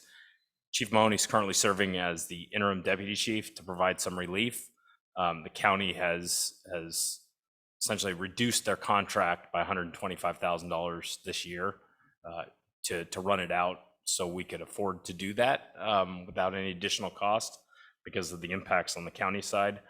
And then I think it's important for the council to understand where the other councils are just in general and what the thought is. And I don't know if either Councilmember Cool or Breckus want to express what was discussed at that last council meeting, or, you know, what we heard from San Anselmo and I think at least from several of the Fairfax folks, is that I think there's an interest in exploring the shared model more so than standalone necessarily. Again, I think everybody's looking for a little bit more detail. So I think the next steps, to get to your question, are you guys return as the fire board and direct us in one of those two ways. And for a lot of the reasons that Councilmember Breckus discussed, I wouldn't suggest paralleling another process. I think one has to play out before you start another. Good news, I guess, there is you have two options. And you need to run them to ground. I think that also gives you a better bargaining position with anybody, whether it be standalone fire chief or another agency. So my recommendation is that the process continue, that we meet with the other councils. I'd encourage you to watch that presentation if they're recorded or the one that's coming on the 15th. And then ultimately we come back in front of the fire board and get direction to go get them, you know, additional details, data, that'll help inform your decision. But our council meeting is after the next fire board. Yes. So I could give you my, my 2 cents if you want my 2 cents. I trust what the consultants are saying. We're never going to have exact apples to apples matching on staffing. So I think maybe we won't save Chief Weber's salary by combining. But if we were to remain a standalone, we're going to pay a heck of a lot more than what we're paying now. And it seems like the positions line up rather well. And to the extent we can enhance services, that's a great thing. And I think we should be looking for opportunities to share services. And if we can combine with a well-run Central Marin Fire Department, I think we should continue to explore that. Because it looks like from what is being presented, yeah, the costs may go up, but they're not going to go up nearly as much as if we were to remain separate and hire a separate fire chief. Elizabeth, I rudely cut you off. Oh, that's okay. I think Julie's position seems reasonable, though. You know, there's just not a lot of information, and it's a very confusing topic, and there aren't good options, and so it's not, you know, it's not a simple thing to say, oh, well, I prefer this or I prefer that. I mean, I think we're kind of in the dark about both of them, frankly, but, and I'm sorry that Canfield doesn't want to combine. That would be so obvious. I'm not sure why, but I think that fire services certainly can be combined more easily than police services. I think that many of the small towns really value having their own police officers who they know, who they see on a daily basis. But fire services, you rarely need them. You hope you don't need them, and they're very skilled when they come. So I don't think that it matters if it's a shared service. Can you tell us why it is, if you know, or if you suspect, why it is that Kentfield isn't interested? It's a good question. You know, special districts and Director Breckus, Councilmember Breckus here, spoke a little bit about my pail analogy. And really, you know, that's kind of the extreme analogy of you could put a bucket of water on the corner and have fire protection. You may not survive as an elected official to your next election if that's what was chosen. There is a lot of inequities in fire protection. It's also what complicates some of these discussions is there isn't a model out there that says for every house you need X number of firefighters and a fire station every, quarter mile, every mile, whatever it is. It's discretionary. Much of it's built on history, and you heard a little discussion about a volunteer that was here. Wasn't that long ago that agencies relied on volunteers that lived in their community to support the staffing model. That has dissipated. The good news is in Marin County, we operate as one operationally. So if the bell goes off, it doesn't matter where the fire is, what the emergency is. We all as fire chiefs have agreed we will respond no matter what. You don't have to call and ask permission. Just use what you need to, and that's shared. And that's great because it's what our community deserves.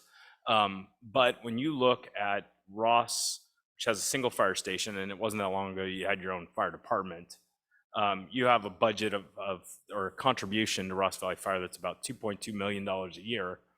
Kentfield has a single fire station just down the street. Their budget's about $6.5 million a year. So the inequities there are pretty great and often challenging to overcome. They're also a special district. You have the challenge of being a full-service municipal city with police, fire, street lights, paving issues, infrastructure that stretches your budget a lot tighter. And although it can be done, an example is Mill Valley with Southern Marin Fire District. There was tax shifts and other things that are pretty complicated to get into. But this is probably principally one of the bigger challenges of merging fire services. What we've done is said we'll respond together always if there's a fire or a medical emergency, so we can take care of the public. But when it comes to actual merging of the services, no municipality wants to subsidize their neighbor, frankly. And that's the greatest challenge we have in fire services is, Ross would not want to subsidize if it was the other way around. And, I think principally that's where everybody else lands. And that's what is the biggest challenge to overcome with merging fire services is, these inequities in costs or revenue that make it really challenging. Bill, you started to ask a question. No, I mean, if we're discussing preferences, I would join with Councilmember McMillan. That's the way I'm leaning. Can I just ask another question? Can you tell me how many, Central Marin has how many employees? How big is that outfit? Just give me a second to do some math here really quickly. They're right around 33, I think, and we're at 30. So it's pretty close in size.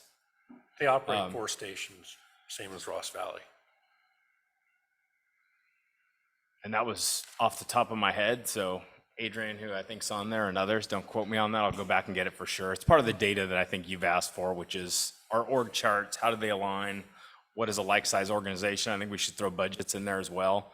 Population served, and it gives you a pretty good idea of how varying the degrees of fire protection are across this little county, from a revenue perspective and also service perspective.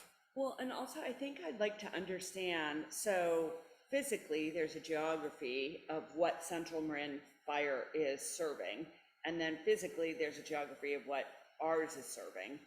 And I think it'd also be helpful, when you say our fire service is going to improve or response time, I mean, what's to prevent, assuming we're the smaller geography, what's to prevent, bodies getting taken off out of the Ross Valley area and moved over, because geographically that's a bigger area. I don't even know. I'm just I want to understand that. They're serving, that's a very different community. They've got the village, they got the Corte Madera, they've got, all these, institutional, commercial stuff that's really lacking comparatively. So it'd be helpful to understand the differences of that.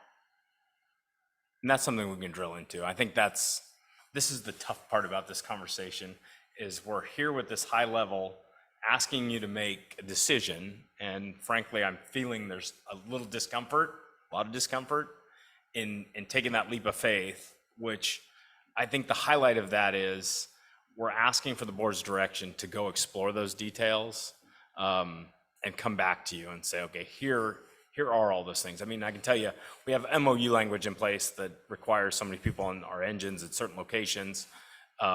When we build any kind of an agreement or future agreement, we would take into consideration equity, making sure things aren't shifted, there isn't an imbalance, all of those kind of safety mechanisms in place to ensure that fire protection does stay where we expect it to be. And that would all be part of the process. And ultimately, back in front of your board to say, this is what we've been able to negotiate, and this is what we recommend at a staff level. And hopefully be able to answer all those questions in detail. Do you think you will? I think we have to. I think where we're stuck kind of is in this weird position of having these public conversations because we have to be transparent and not even being able to go engage yet in essentially negotiations and our own labor negotiations, meet and confer process for impacted employees. All of those things can play into ultimately where you end up. And so this is this awkward place we're in that I know in private industry, you don't have to do that, but we certainly do in government. Can I piggyback on that? Because living through that experience in Sausalito, that's why it took 4 years. And we're talking about 8 or 9 months where we are now. And our proposal was talk to 15, 20 people. We stopped counting at 40, meet with all the stakeholders. And we met with a lot of people to get feedback and also do a little education. But the process itself, these questions and your question there about will our engine company move over to Corps Madera to deal? Well, that's already happening, right? So we already have shared. We had a fire in Sausalito, and the ladder truck from Kentfield was there. Depending on the type of the nature of the fire. When we had the fire on Rodeo on the freeway there, again, we had everyone, come from the county to that fire. They have a whole backfilling process, and our council needed to get educated just on how does that all work? And that happens in police services as well, where there's a whole system here of moving bodies where they need to be, but also making sure that no one's left unprotected. And that's a different conversation. That's an opportunity for the chief to give a presentation about how it works here countywide and how well it works here countywide. That's something to, applaud our chiefs, here and how they work well together. I also wanted to comment on Councilmember Eckes' comment. You kind of have to be all in. If you want to hire a standalone chief, and I got to do that in Sausalito and be a part of that. And we didn't know we were going to end up with shared services with Southern Marin. But we hired a chief who was a great chief from Butte County, and he was Chief Smith. And in 2 years, he was out of a job because we decided we couldn't afford to run the fire station and have all the other services that were important. We couldn't afford it. And so he basically, within 2 years was out of a job. And so that's why the second question needs to be asked. I think this first question is, what's the bridge? And we don't know what the bridge is going to connect to, but we know we need a bridge for the short run. And if you're going to have a short run of a standalone chief, then just make sure you're clear that we don't know if we're going to stay in this model for a longer term, or if we're going to move to some other model like a JPA as an example. But if you say we're going to go with a standalone chief with the idea that we're going to move to a JPA, then your pool of candidates will also be really small, because why would I want to come to a job that in a few years I won't be in this position any longer? And so that, so when you talk about a retired chief coming in, that's a great opportunity. We're going to go with a standalone model with a retired chief, and it's going to be a 2 or 3 year kind of window time here. And is the chief willing to give that commitment? If they don't, if they're like, you know what, this is why I retired, and they only last 1 year, then you cause, again, some chaos in your organization, and you start losing good people that you actually want to grow. So that model there, that Central Marin, Ross Valley model that Jim showed earlier, it actually is really healthy for an organization, and you see succession up, and the training experiences are enriched. The specialty experiences are enriched. So, that's why when you look Bay Area wide, most cities are looking at shared opportunities, larger organizations coming together as either JPAs or consolidated, because it actually makes the organization and the profession stronger for those that work within it. So you kind of have to be all in, one way or the other for a duration of time for that standalone model to work. Otherwise, you'll also be hamstringed with the candidates that would apply for a short-term project. Does Central Marin cover Highway 101 and heading? So it's really a very different fire department compared to Ross Valley, which is really just residential.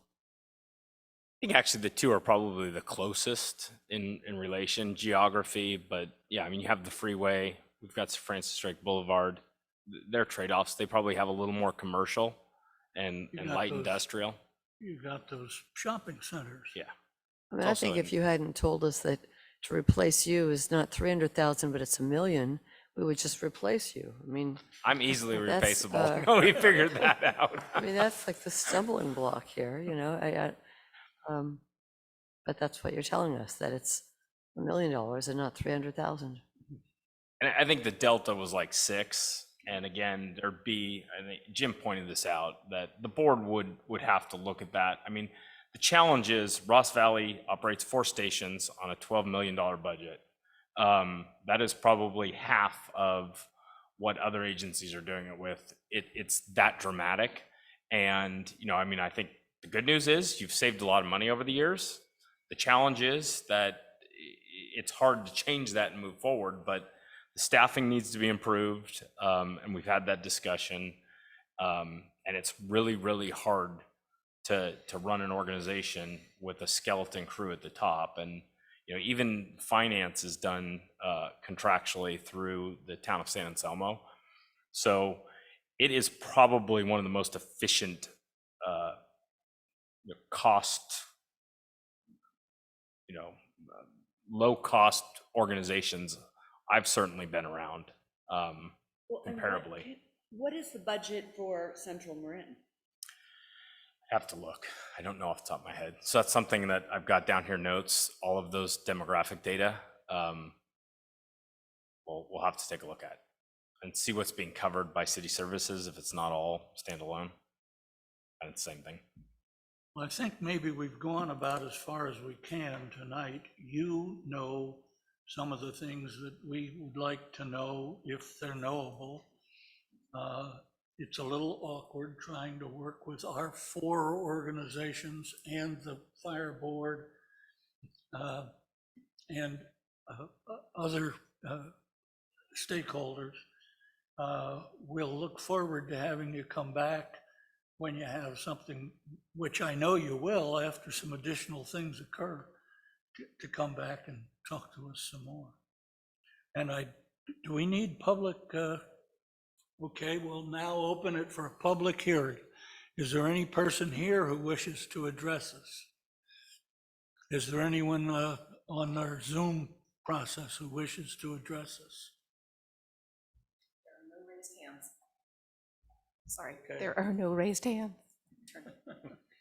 Gotcha. All right, then we're done with item 12. And that brings us to item 13, which, as I recall, is correspondence. I haven't got my page turned yet. Yeah, council correspondence. Does anyone have any correspondence? I did get asked about the age-friendly event and whether that wait list, whether they're going to allow more people off that. I don't know if Christy, if you heard anything? Well, I think I can answer that. Oh, They're not. okay. We've got a wait list. We have lost some people and we've replaced them with people from the wait list. But they're not going to enlarge the number because they're locked in with the caterer. Got it. Okay, anyone else have any correspondence items? If not, does anyone have any requests for additional items to be on our agenda at a future meeting? Seeing none, I think we're done.